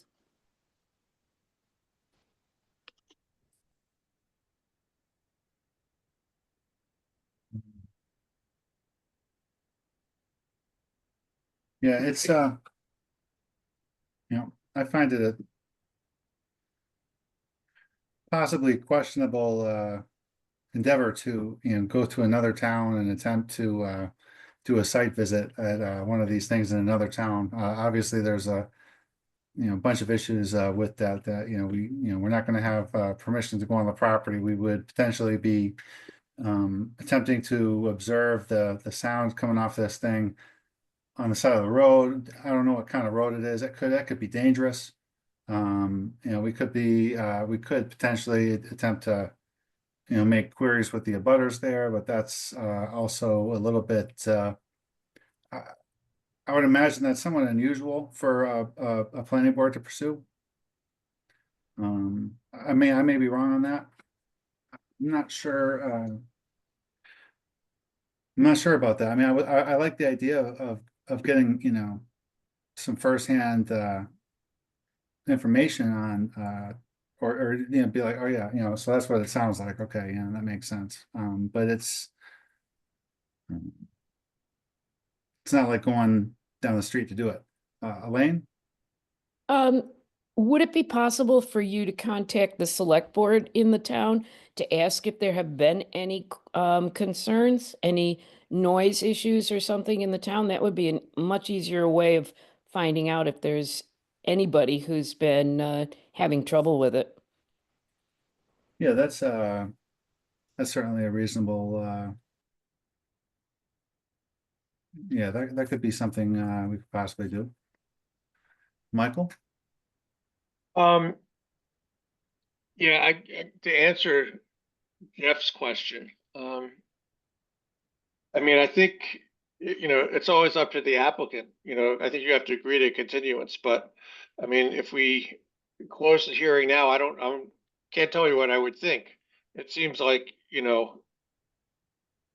I can appreciate that the whole permitting process, and I don't know anyone who likes National Grid, and I don't think anyone says National Grid is quick, so, I think we can feel your pain on that one, or at least empathetically, if not really. I mean, it's not spent the years, but it seems like keeping this open, and if you can help us think of some way to get a better sense. Nathan, I appreciate, that it's a weak experiment to go somewhere and sort of like hover down the street. But right now I think you decide one way or the other, and it's up to every member who's going to decide. Like, do we look at the information on, or even if we didn't, we'd want to maybe do some additional research based on, other sites using that kind of turbine. There's more data that we can even look based on the on paper information that's provided. I will say before this hearing, I wasn't thinking. I mean, I sort of thought about noise a little bit because it's always an issue, and I don't know, was it 15 years ago that we had a fun discussion at town meeting about noise when we tried to put a turbine behind town hall? So there is residual, issues about this that in Shutesbury. So I don't know. I mean, I guess I'd put it to Rick and Linda, because I about. Do that, Michael. I think one thing we need to think about is, we could continue a hearing, but if, there's kind of a point where if we actually don't receive any further information that then, the clock, even though we didn't close the hearing today, the clock will start today if we don't get any further information. So if we're going to be continuing this hearing, we should I would imagine we need to be specific about what we're going to ask for. And if we can't come up with anything, I'm not sure how we justify continuing the hearing. Well, if we close the hearing and then we all do independent research as, our own members, we can extend it. We're going to deliberate. I can't imagine we're going to deliberate much tonight, but in a subsequent meeting, we could deliberate based on the information we independently look into and bring to a deliberation. So that's not external data that anyone, either abutters or applicants, are submitting, but I think we could do that. So maybe we close the hearing. We got input from abutters, we got input from via verbal and written documents from the applicant, and then it's us to do our own due diligence and have a deliberation based upon that. Okay, and I've got a couple of things too, which one would be some information about the the animal study. I know you said it's on the website, Rick, but that's referencing a website verbally is not presenting information to the planning board. It wasn't requested initially. I'm sorry? Otherwise, I presented it to you. Under their existing wind turbine, to the best of my knowledge, Linda, they've never found any dead birds or bats, have they? No, never. Yeah, so I mean, I think putting together whatever information you can scrap up about the environmental question, even if you can reference the website, if you can put that in an email to us. And also you mentioned that the blades have been redesigned over the years to increase the performance with respect to the amount of sound that's generated to make them more quiet. So if you can provide us with information about that, I think that would be helpful. I can get that from Bergie. What's that? I can get that from the Bergie Corporation. They have that. Beautiful. Yeah, that would be very helpful. Keith? So for our purposes, for the planning board purposes of making a decision in the zoning bylaw, we do have that clause in there about the requirement being that it complies with the mass noise regulation, which I looked at that and it's a little bit ambiguous itself, but it's there. Because as we've learned, that noise is very subjective. Whether some people are annoyed by something and some people ignore it. Whether or not it will be even detectable off-site from this turbine, we don't know. But if it's not, it's in the bylaw saying that it must meet the noise regulation. So there is a recourse if the neighbors find that this turbine makes too much noise or is a nuisance, that they can pursue. I guess we're I don't know that we'll know as a planning board. And I don't know that because somebody has a feeling that it might be noisy or they might be bothered by the noise. I don't know that that gives us, I wouldn't be comfortable disapproving, not approving a permit because of somebody's, people have concerns about everything. And again, I'm not discounting the neighbors and wishing there to be a nuisance on them. The second thing is on the birds and the bats. That is so site specific that, and turbine specific, that these small turbines, there has not been a whole lot of research on small turbines. There's been a lot of research on large turbines, the big commercial utility turbines. Might this turbine kill a bird? Possible, probable, just like the windows on our houses kill birds. But again, from the planning board, I don't know that that's in our purview to be trying to foresee in the future and regulate wildlife impacts from one of these. I don't know that we have enough information or expertise to do that. So that's just my 2 cents. I would note that, there are, well, I would imagine that this is a situation where, we might be able to, request information for our consideration, even, if it might not be the case that, that information would be, we can use it to justify disapproving the application. It still may be useful information, even if it's not for disapproval.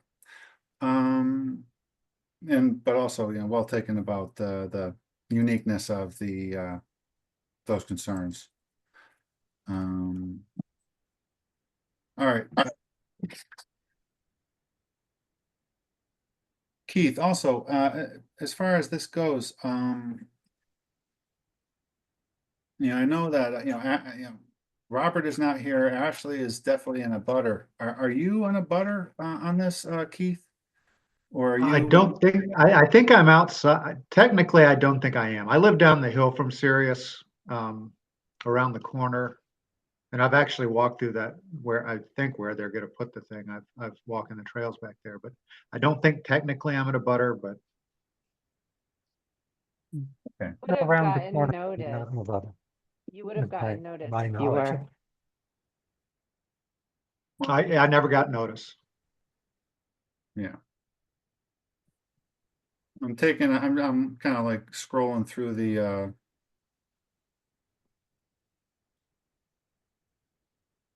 list on the application here. Okay. So I guess I'll note that, as far as voting here, since Ashley and Robert are not going to participate, I will designate both Keith and Tom on this.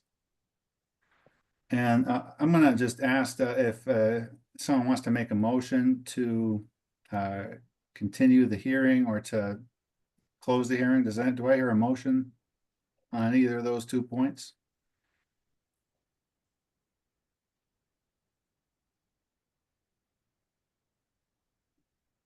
Just to clarify, Nathan, so you did ask for specific additional information that you were hoping to get, right, around the animal stuff? Well, if we were to decide to continue the hearing, those would be some things that we could ask for. I mean, I'm not,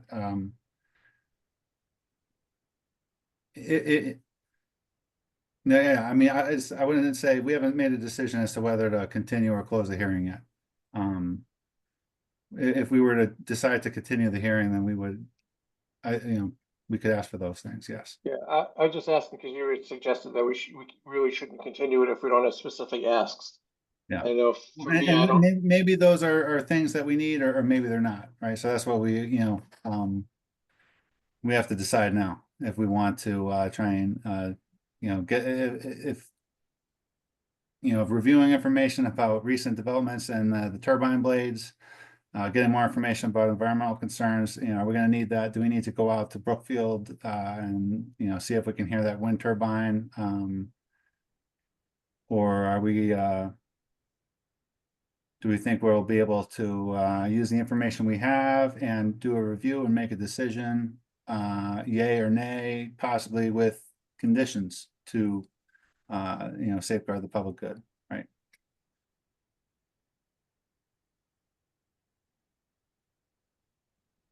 And, you know, just a note here, you know, we don't get a lot of special permits on this board. You know, we've gotten, I don't know, over the last 4 years, I think we've had one that was for building a house. So it's, and this is a regulatory process that is complex and, you know, has a lot of statutory requirements that we need to be careful about. So we're just trying to do what needs to be done here.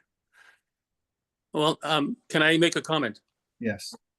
I'd be willing to drive out to Brookfield and and give my own opinion about the noise of this particular turbine. And I could be a certain distance on the road and just evaluate it for myself and just come back to the board and give you my opinion. I'd be happy to go up alone or with anybody. I'd go with you. Okay, so we could do that together. Pick a day that you're available. Pick a day that I'm in the state, and we could go up together. And ideally, the day would be windy a little bit, and we'd have a good time.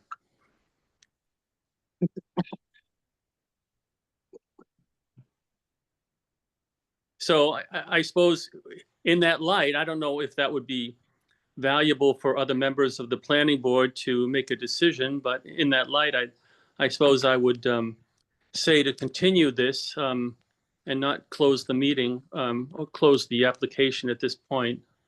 But for Michael and I to drive up and gather information and then come back to the planning board and tell everybody what we feel about the noise.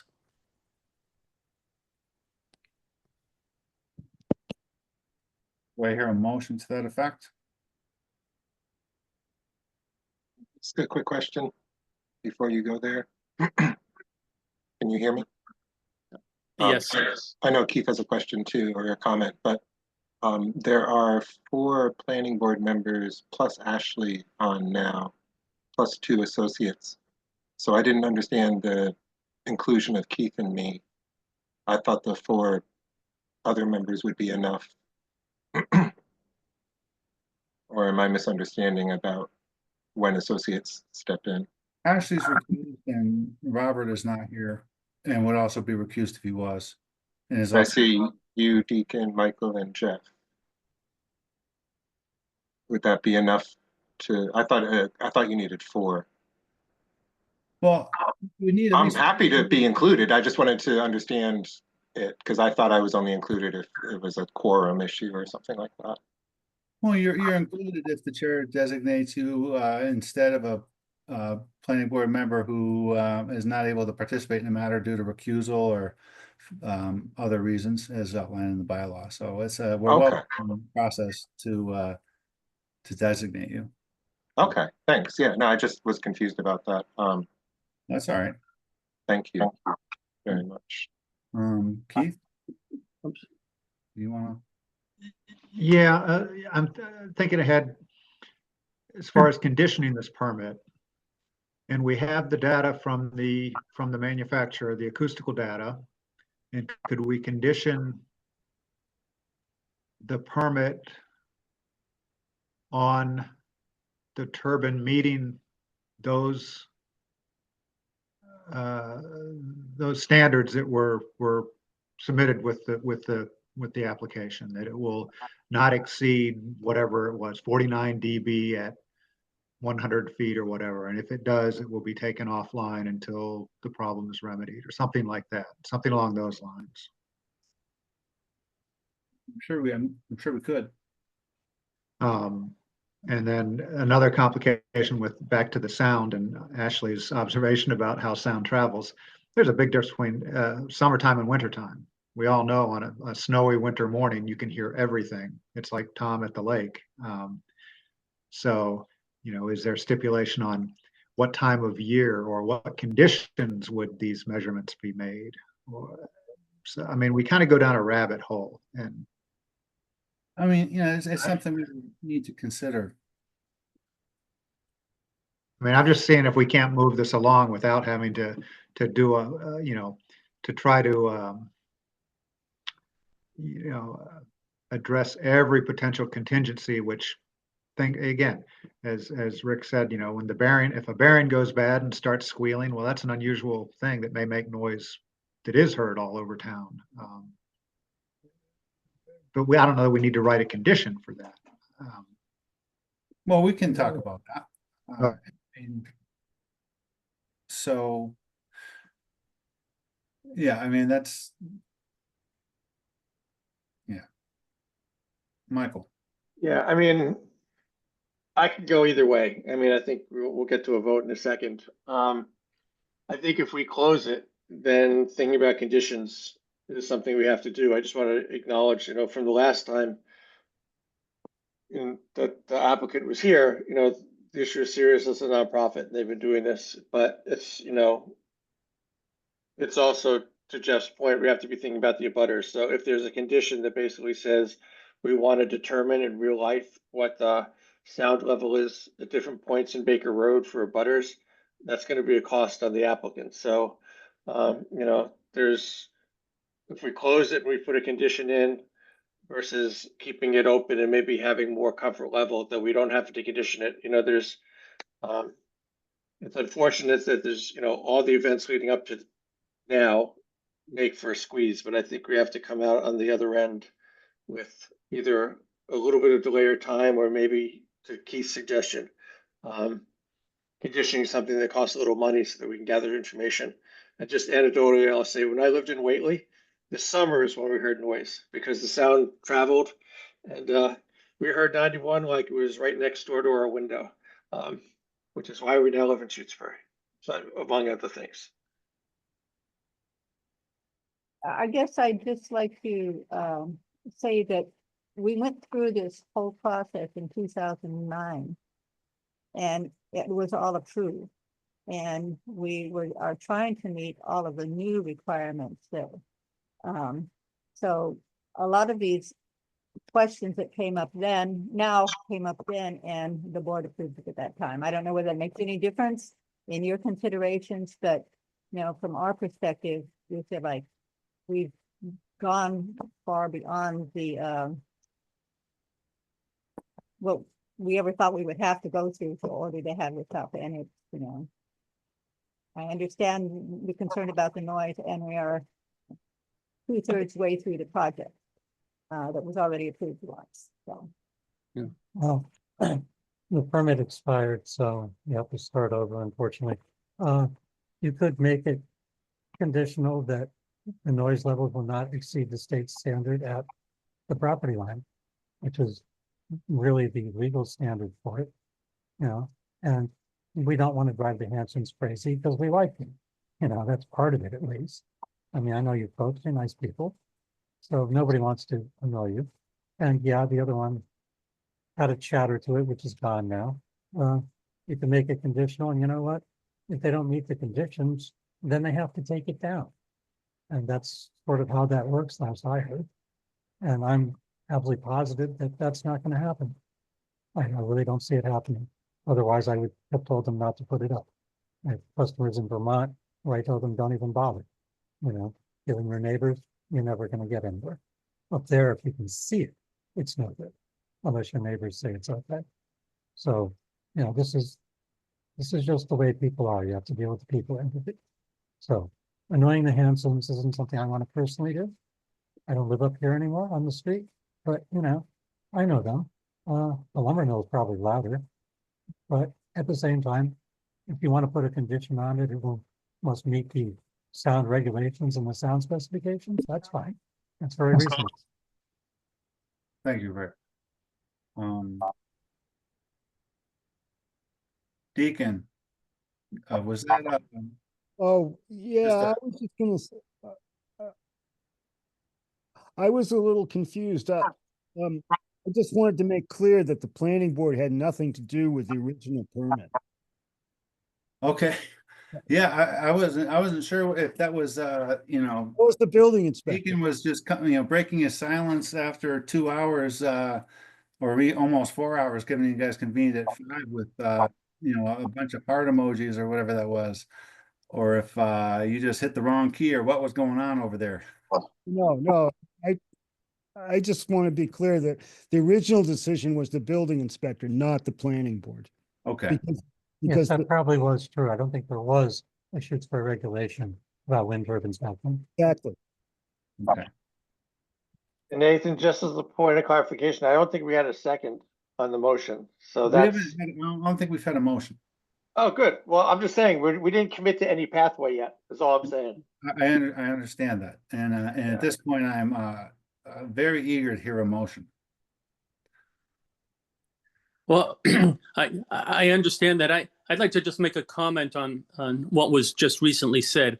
It would be very surprising to me that a wind turbine would somehow trigger state regulations on sound. I can't imagine that happening.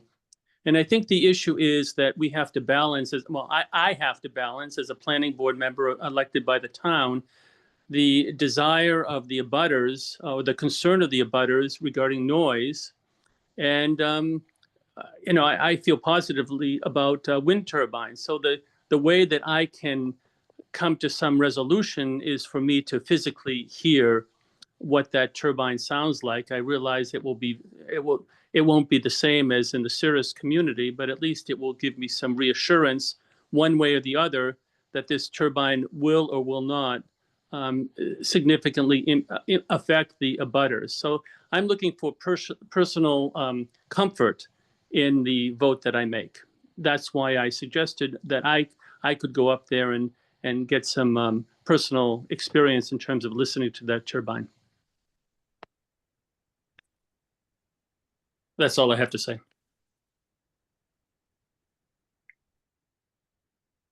Nathan, you want me to make a motion? I do. I move that we continue the hearing to the next regular planning board meeting. And I think we do have to get the approval of the applicant, right? So that should be part of the motion. I know that in the past, we would have the applicant sign a form. But Okay. Linda would come with the form available for us. Yeah, okay. Yeah, how do we do this in a remote hearing? So, Well, I think if they technically- agree, it's recorded at least. Yeah. Okay. All right, so you've made a motion to continue the hearing until the next regularly scheduled meeting. And do I hear a second? Second. Okay, Deacon seconds. Okay, now discussion. First I'll ask Linda and Rick as the applicants, will you agree to this? Do we really have any option? I mean, it seems like if you can't make a decision. You do have an option to You- decline continuing the hearing and What, I can't hear you. I think you do have an option to decline. I'm gonna I'm just gonna go on the internet and look at statute real quick. Oh, hope you'll excuse Linda and I'd like to talk to her in private for a moment. Yeah, that's fine.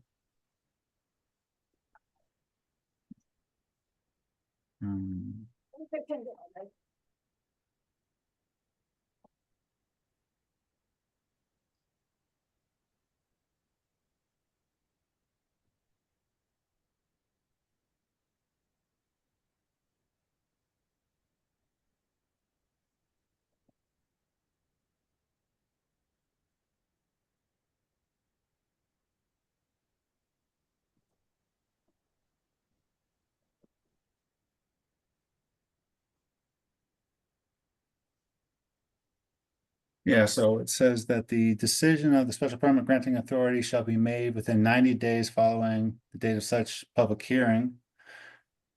The required time limits for a public hearing and said action, which may be extended by written agreement between the petitioner and the special permit granting authority. So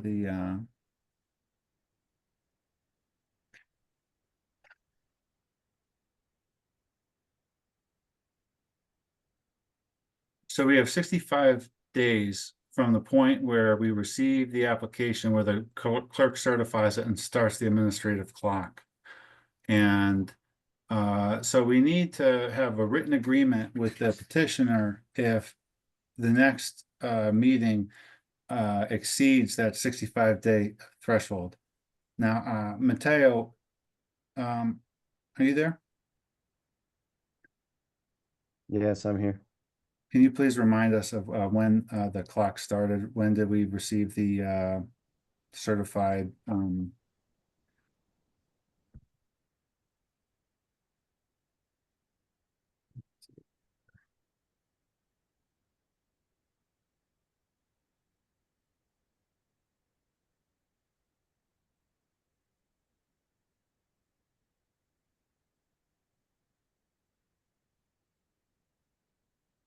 It was on December 12th. December 12th. Okay.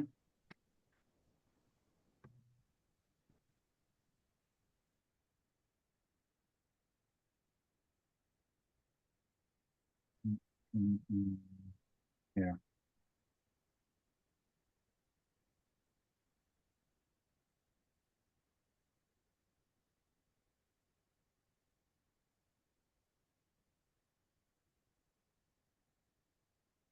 Yeah, what is that? 65 days?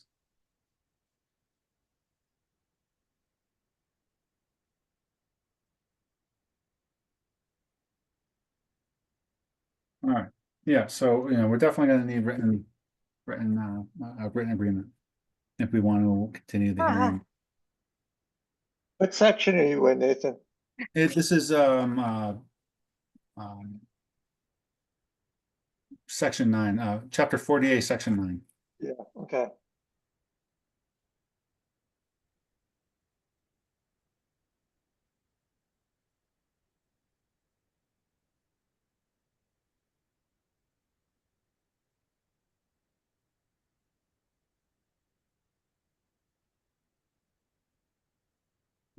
And, that's so this is talking about continuing the that might not really be what we need.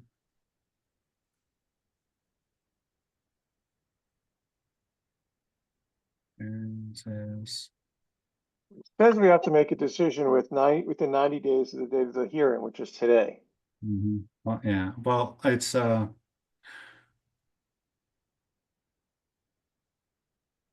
then the next sentence says the required time limits of a public hearing and said action may be extended by written agreement between the petitioner and the special permit granting authority.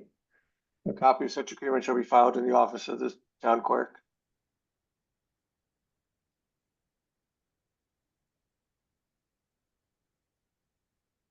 That would explain what Deacon was talking about with Linda. Yeah. I mean, Wheelock went on for almost 2 years. So Oh, clearly, we had several continuances. yeah.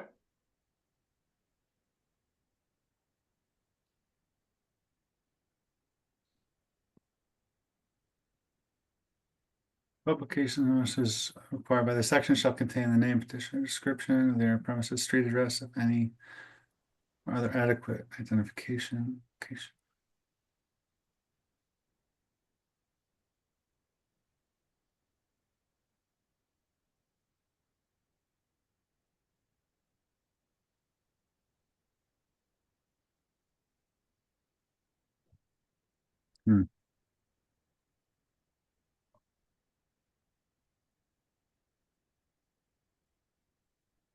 Okay.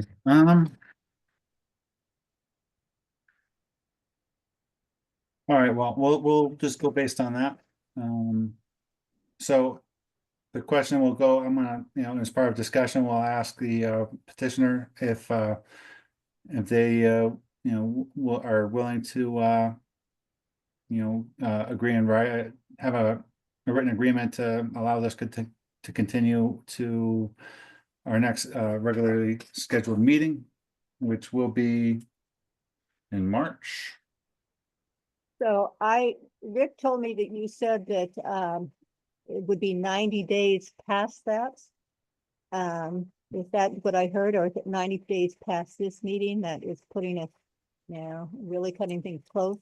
So could you explain again the 90 days that you mentioned? The 90 days is after the close of the hearing.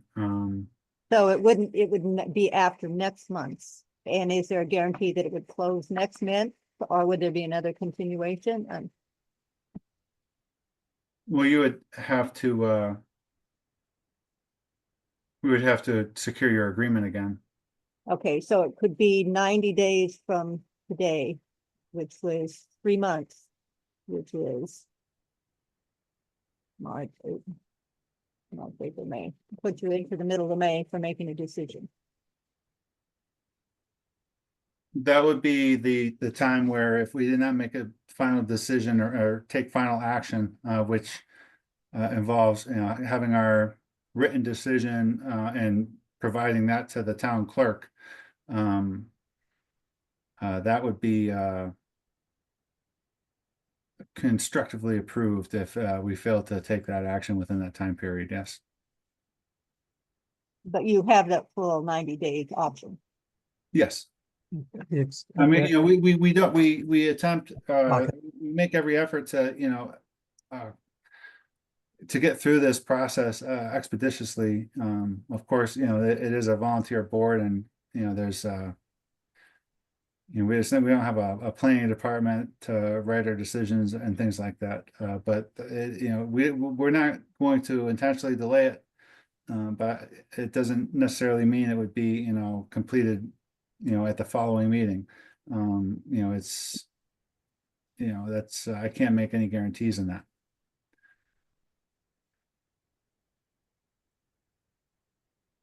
I would just say for past practice, for the benefit of Linda and Rick,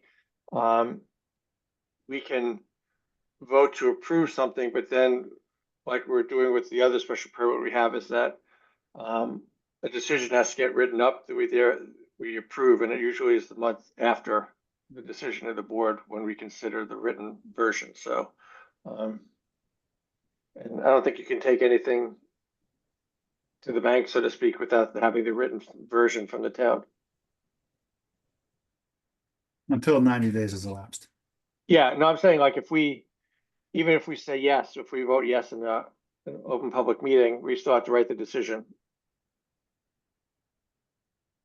That's correct. And when I use the phrase final action, that's what I mean by that, which is, within 90 days of the close of the public hearing, the board must, deliver its decision to the town clerk.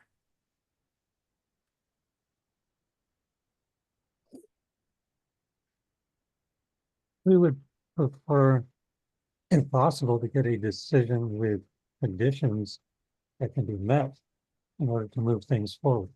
That is our preference for this. There are supposedly, there's laws that govern these things, and we believe that we've met these things, or at least I believe we've met them.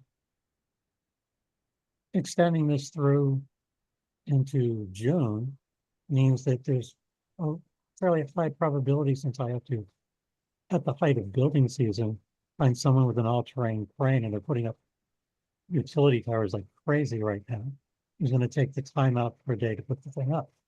So I could get caught out fairly easily if I can't get in the schedule early enough. Because there's, it's not just I go up there and stick build it. I have other people I have to get lined up for this. So I'm worried about that, which is why I'm not just saying, yeah, continue it. On some level, I need to get it moved forward. At the same time, I understand people aren't comfortable, and I wish they were all comfortable. you know, I've given you the scientific data. Okay, we've been over that.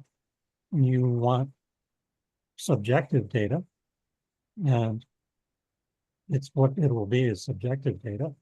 You know, if you want to go listen to it, I'd like someone like Nathan to go along, because the feeling I get from the two other people is that they are not involved. And I wouldn't want to be in a position of asking two people who more or less made up their mind. And I'm not sure you have, but I have to deal with the possibility that that could be the issue here. And you might be looking for a reason. So there's a lot of possibilities of what could be going on here. And the political end of it is exceedingly difficult for someone like me. So I don't want to hurt anyone's feelings, Jeff, Michael, or any of the rest of you, because I don't really know what's going on. You know, I still have schedule issues.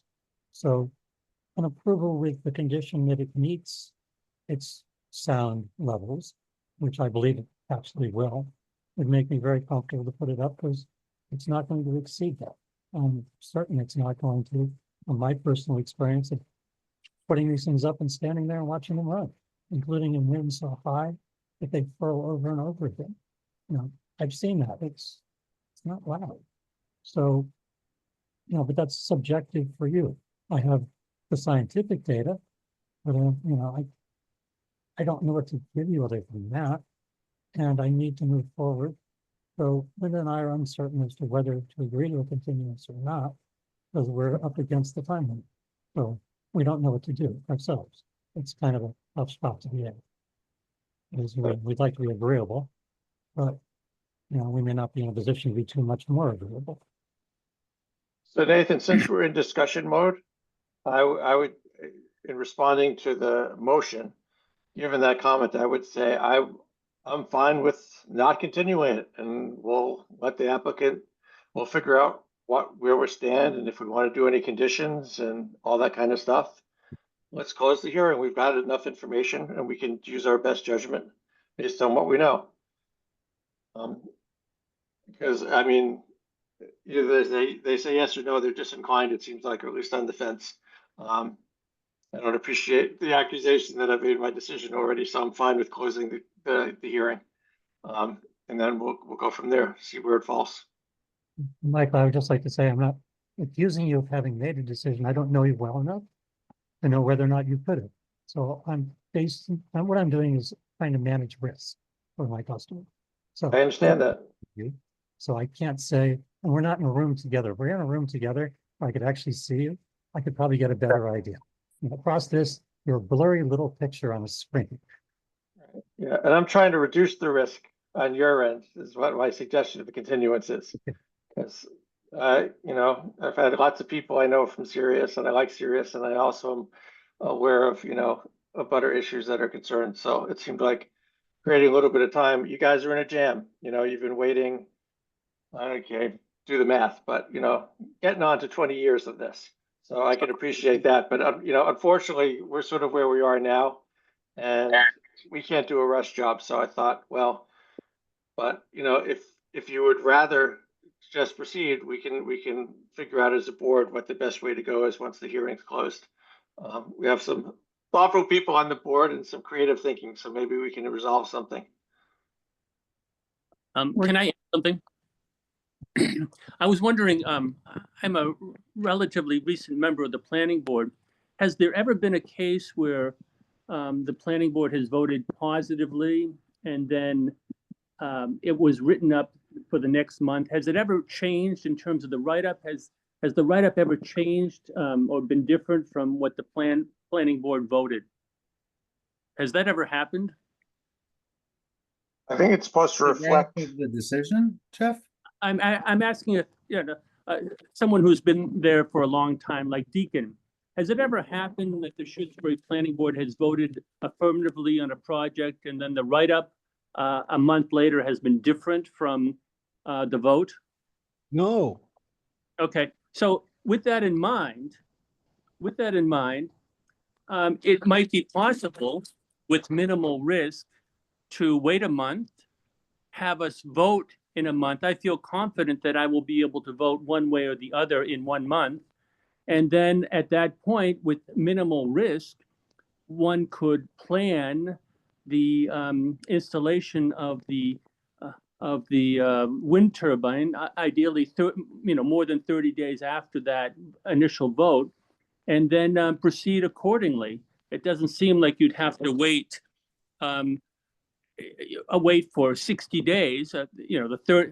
The vote after 30 days, and then the written agreement after 30 days after that. It seems like one could proceed with relative assurance that things would move forward once you have the vote in 30 days, even though it wouldn't be official, it wouldn't be 100%, but it seems like Shutesbury has never not followed through with the written agreement. The written agreements have always followed the vote. So it wouldn't be as much of a delay as you might think by just waiting until we vote in 30 days and then moving forward accordingly. Yeah, I'd like to speak to that. Jim Hawkins can't give me the building permit to start the work until after your report comes out. So no, I can't proceed with the electrical or physical side of it until it's been approved or built by the I appreciate you sharing that. Is it possible to expedite a written report rather than 30 days afterwards? Is it, Matteo, is it possible to expedite that report once the vote has taken, or will it always require 30 days after that vote? To my understanding, there is not a legal way to expedite it in that fashion. There are particular timeline requirements. As the applicant mentioned, the building inspector has to approve of it. This may be, I don't know, Rick, you might know if this is something that also needs to be recorded, but I suspect that there are considerable risks if the applicant were to start construction before there were a written permit, particularly if the written permit has specifics about the project conditions.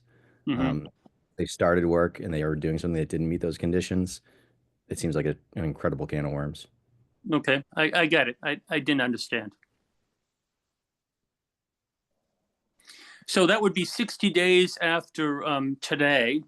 And how much time would remain if you go ahead 60 days? How much time would remain between that 60-day point from today to the point where the National Grid would not accept it? How much time in between the two?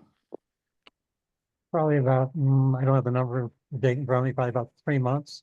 The issue is not so much at that point, even National Grid, it's getting my hands on a big all-terrain crane. They're not very common, and they're pretty much booked for building all new utility lines, so people can have heat pumps and electric cars.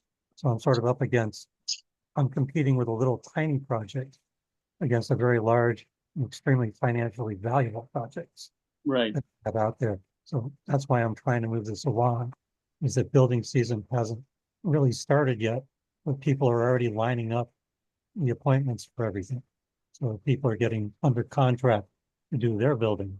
And I kind of need to get someone under contract to do mine. So that would give you 90 days to do that? It would give me 90 days to do that, but I still need to get the crane lined up long before that. But I can't line a crane up for a date if I don't know when it is. They might tell me we're ready in, the end of May. Okay, we hurry, we get it ready. Then they might not be available till next year, next fall, I can't tell. And, they can't tell me. They're businessmen. First person who offers them money gets the appointment. Hey, Nathan, Yeah, I know you're looking something up. I just want to point out, it's almost 9:30, so our Yeah, volunteer planning board has been 4.5 hours online tonight. yeah, no, I'm yeah. Okay, so I can, Matteo, do you want to say something real quick?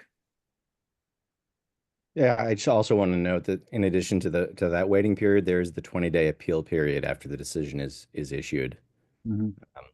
So there's more time beyond that.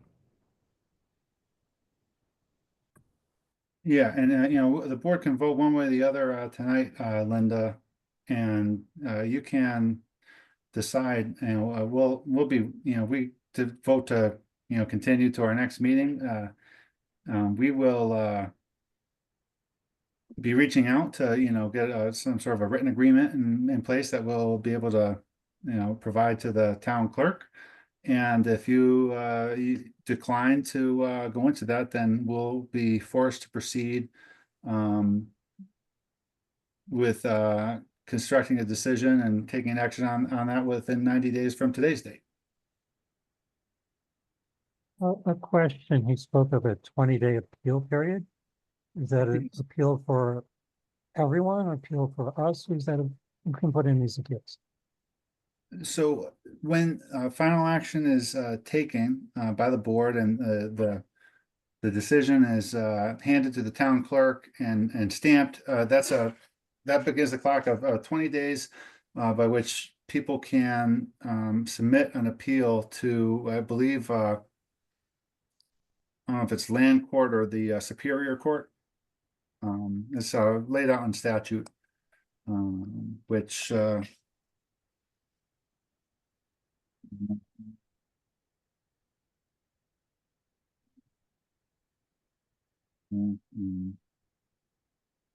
It's in So- section 11 of Yeah. 40 or 48. So we're talking about another month, 90 days, 20 days, and then if that, and maybe having to go to court, is that what I'm hearing? Well, yeah, there's always that possibility of having to go to court. I know, but I'm just in terms of the amount of time, because we're talking about 90 and then there's an additional 20. So that brings it to 110 days. Right. No, that's a good point to bring up, Mateo. That brings us to June 1st. So let's see, the appeal is not to the planning board, then the appeal is to a court. Yeah, that would be by, you know, if one of you know, the abutters or anyone else was standing, wanted to appeal the board's decision. It could be you if you don't like the conditions imposed, you know, it could be a neighbor, it could be a board from another town, right? You know, something like that. But you know, I would like to you know, Michael, are you letting your motion stand? Or are you gonna withdraw it? Seconded. Well, technically, I don't think you can withdraw a motion. You just vote it down if you don't want to do it. All right. Now I'm gonna call the roll. Can I add to the discussion? I'm sorry to prolong it, but That's right. is the planning board allowed to have meetings off cycle? Yeah. Could we have a meeting before 30 days from now? If this got continued, for example, and as far as I understand it, there are two items, the environmental and the blade thing. The personal trip to Brookfield, I don't think we can hold the applicant accountable for. But could we meet sooner than 30 days and potentially gain 2 weeks or something on the matter? Is that one way to address it? I wanted to add, as an observer, the planning board didn't notice some things that are being noticed tonight, and they could have noticed them. So I think both parties could give a little, and perhaps the planning board could offer a special meeting to continue the hearing, and the applicant could offer just those two more items that Nathan spoke about, the blade updates and the effect on birds. Because I don't think it's been a perfect scenario until now. And I know I'm potentially suggesting something radical by having an extra meeting just for a continued hearing, but it might be one way to satisfy most people, expedite it a little bit. What did we not notice? You're not talking about noticing meetings, you're talking about We substances. didn't notice that noise was an issue, and they included noise data in their application, and nobody researched it. And we're talking about now people wanting to go privately to go research noise data that they were alerted to in the application. So that's where I think the planning board didn't really display that they took in all of the topics that were raised by the application. And it seemed a little odd tonight that it was kind of news when it was included in the application. So I just think, there's, both sides maybe could contribute towards a solution. And I thought, just thinking now, one way the planning board might be able to contribute would be to have an earlier meeting than 30 days from now. Well, I appreciate the sentiment. I think I'd just point out the purpose of a public hearing is the first word. So if there were no abutters saying that they were concerned about noise, we probably would not have ended up discussing it. So it's, part of it is you can look over the data. And I mean, someone could have said, I don't know what the other thing would be, but this was the thing that came forward. And so part of it is how much research you do on the off chance that someone will say something is wrong. I mean, it could have been that no abutters came forward, in which case we would have had a very different kind of public hearing. So it's not to say that we shouldn't be flexible, because I think we're trying to be flexible. But I hear your point. I'm gonna call the roll. I'm gonna start with Seifert.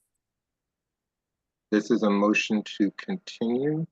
This is on the motion to continue, and we currently the motion is continue to our next regularly scheduled meeting. We've heard from the applicant that they have a lot of uncertainty about that time frame, and they may or may not enter into a written agreement with us to extend past the 65 days for public hearing, right? So. And the requests from them would be to supply the two things you mentioned, if it were continued, the blade data and the wildlife data. That doesn't need to be included in the motion per se. We can tell them what. I mean, they know what we want, and we can. Yeah, I'll say aye. Okay. Hasty. All right, this is the motion to keep the hearing open.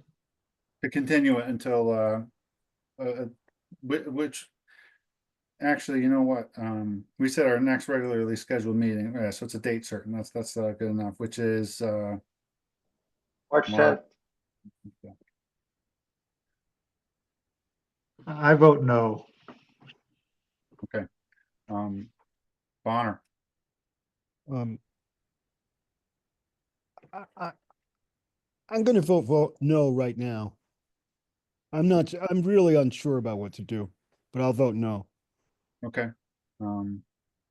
Take care. I'm gonna abstain. All right. Weston. I vote aye. Okay. And does that just leave me?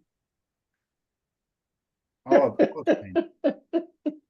So we have no decision. Do I hear a motion to close the hearing? What did you just vote for the motion? What was your vote? We had it was 2 yes and 2 no, and then 2 abstains. Oh, you abstained? I did. Oh, I'm sorry, I couldn't hear you. I apologize for that. No worries.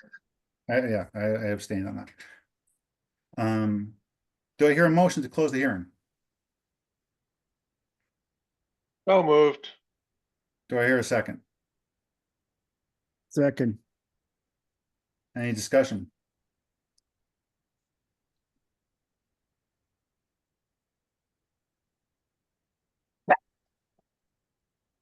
All right, I'm gonna call the roll. Take care. Aye. Weston. Nay. Hasty. Aye. Seifert. Aye. Bonner. Aye. And I'm an aye. So we have what? That's 4-1. 4-1. 5-1. 5-1. 1, 2. There's the yeah, we're missing Steve tonight. Right, 5-1. Right, 5-1. Okay, so the hearing is closed. Thank you everyone so much for your participation and sticking it out. So now, we will deliberate on this and we will produce a decision just as soon as we can. Now, we had several other items on our agenda. I do think that we'll be looking to possibly schedule an, I don't know, yeah, so, Want a motion to adjourn? yeah, basically I do, I mean, obviously, we're not gonna go through everything else we have on the agenda, but there's some things that, we're not, yeah. Notify us. No. We weren't gonna schedule a public hearing for, bylaws tonight, were we? No. Well, we're going to discuss it, but we can, that's housekeeping. We can do it online. Yeah, okay, I Me. mean, yeah, we can, Excuse me. oh, yeah. Just to be clear, you're going to notify us by mail? How do we receive the information from you? Oh, we will, yeah, we'll notify you.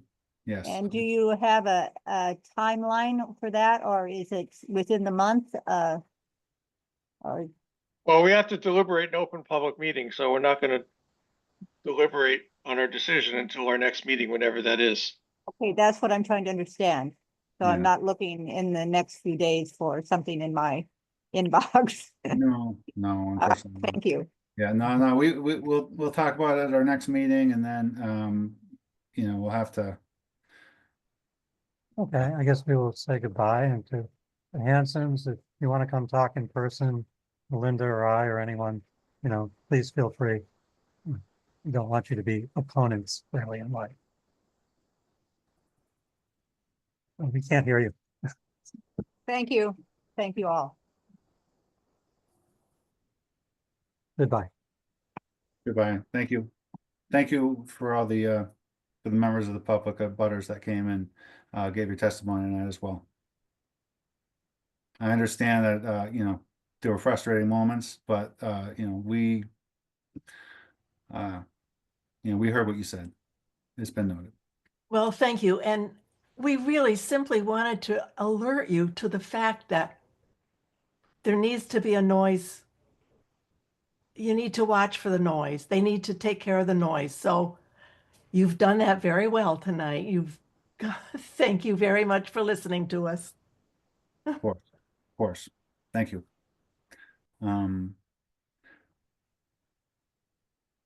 Gail, thank you. All right, so yeah, we just need to, could we schedule a public hearing for a bylaw, in between sessions? Of course. We just do it out of convenience at our open meeting, but I mean, if we did mid-March for an open hearing, we will, we could definitely do that. I mean, if we did a public hearing, if we discussed in brief, the ADU bylaw on March 10th, we could plan for a hearing by the end of March. We still have a whole month.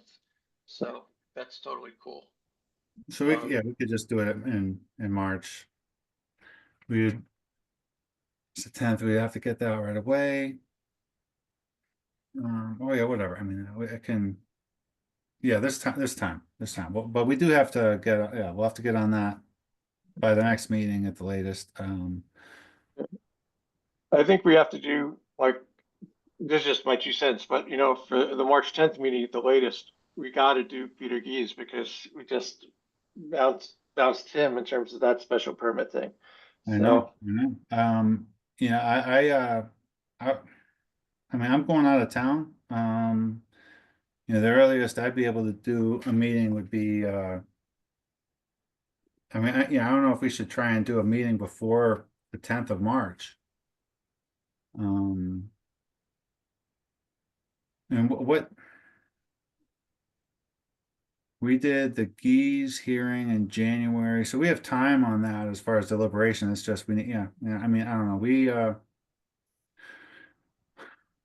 Are we anticipating anything else with other, kind of, the complaint and litigation and things like that? Are we consider, expecting ongoing things with that? We agreed that we're gonna have a meeting the last week of February to touch base. So those who can participate will be invited to join a meeting the last week of February regarding the complaint. Be like among the planning board and the select board? Yeah, so it'll be executive session. Okay. It'll either be the 25th, 26th, or 27th. So I think if we push things back to March 10th, it'll give everyone a breather between this marathon and end of February in between meeting. Okay. All right. I think we'll just let's adjourn and we'll come back on the 10th fresh. And yeah, this is it's hard to have a 2-hour session, executive session on mediation stuff before Totally. a public hearing. And yeah. Yeah. We're getting work out here. Yeah, I want to thank everyone who's been doing the endurance. Like, this is not the way Andrew wanted to schedule it. So, but hopefully we don't have to. Oh, NEMT. I was wondering who that was. Peter. That's me. And you're still here, my God. I've been here the whole time. This is fascinating. I got to tell you, watching this, it's I don't envy you guys in any way, shape, or form. But it reminds me of having been on jury duty in court and called in, and I hated the idea of going and giving up the time. But once I got there, I was so enthralled with the whole process that I actually delighted in it all. Despite the fact the amount of time I gave up in the process. But yeah, this is not these are not easy. I mean, it's complicated. It's complicated stuff. Yeah. Peter, thank you for those comments, both for the substance and the fact that it seems like you're not ticked off that we just had to push you back a little bit. I got here a little late, so I have to, it's like getting to the deli, you pull your number and you got to wait your turn. That's it. Yep. I wish we were the bakery instead of the deli. At least we, yeah, really. That would be nicer in my kitchen. That's for sure. Can I just quickly interject and say if you all probably noticed that we have a bunch of open seats on the ZBA. We have a critical shortage of ZBA members. So Peter, if you find this whole process when I'm retired, when I'm fully retired, I will seriously. Oh, is that what? Yeah, that's what's holding me back. Oh, don't let a little thing like not being retired hold you back from the pleasure and joy that comes out of such a social event. Oh my gosh. All right. Yeah, I guess tonight might not be the best night to ask him to do it. All things considered. Oh my gosh. No, I mean, seriously, it's tough set of challenges. I mean, I can see, you're dealing with individuals, that everybody has an opinion, and all people, I think many times people, until they experience the actual system being installed and seeing what it sounds like, it's very risky to say, okay, let's give it a pass. I think the one thing that probably for me, I would have opted for, well, let's go with the conditions and let's say, okay, put your money on the table, guarantee us that the system will not reach these noise levels that would annoy the abutters. And if it does, we'll give you X number of time to rectify it, or you have to shut it down. That would be another way to approach it. And this way you could fast track it, and you've put out a condition that gives you an out in case, just in case it does turn out that it is more obtrusive, more annoying to the abutters. Then you say, well, look, we built in the option. You told us that it would not be noisy above these levels. And it's true to say that noise travels due to wind. We all know that. We experience it here in town. I love it on a quiet night when I can hear the train going through the valley, I think it's quite quaint. You know, other people might be annoyed by it, but if you're in your house, you don't hear it. It's only if you're outside in your yard. And I grew up in Long Island, as several of you New Yorkers, lovely New Yorkers know. I grew up in a quadrant. I was surrounded in a triangle of the Long Island Expressway, Jericho Turnpike, and 106 and 107. And they were all within a mile of my parents' house. And it was never quiet, except for the rare occasion which happened maybe once every 5 years. We had a blizzard that literally shut Long Island down. And I could finally hear these church bells from this Catholic church in Hicksville, which was the next town over. I could hear them clear as if they were, 200 feet away from me. I'm That hearing was them right now, nuts. Peter. Otherwise, I would never hear We them. have to stop. We have to, Okay. as much as I All enjoy right. your story. I digress. All right. I'm sorry, but it's Yeah. extremely But late. that's what I would have thrown in. I would have thrown in the, Yeah. Well, we're gonna have a lot of fun talking about it at our next meeting. Now, I'm just gonna And look beware, you could do write-in candidates, Peter. So just beware. Nathan, are you willing to talk about the LWAC vacancy for a planning board member, or? No, I don't think. Okay, I just wanted to make sure to mention it in front of everybody that I. So there's like us to consider that sometime soon. About the OWAC vacancy, and then I actually have an update from Cliff about what he's been doing on this the CPA. But we're gonna talk about that another time. I might just forward it to you all, and then we can include it in the record of the next meeting. Now, just also, it's election season, and Ashley and Robert will be up. Nomination papers if you intend to run or not. Do I hear a motion to adjourn? So moved. Second? That's Deacon, okay. So take care of Deacon. Any discussion? No discussion, all right, good. Pycroft? Aye. Weston? Aye. DeCara? Aye. Bonner? Aye. And I'm an aye. That does it. Meeting is adjourned. Thank you again, everyone. You guys. Everybody. Thank you. Good night, everybody.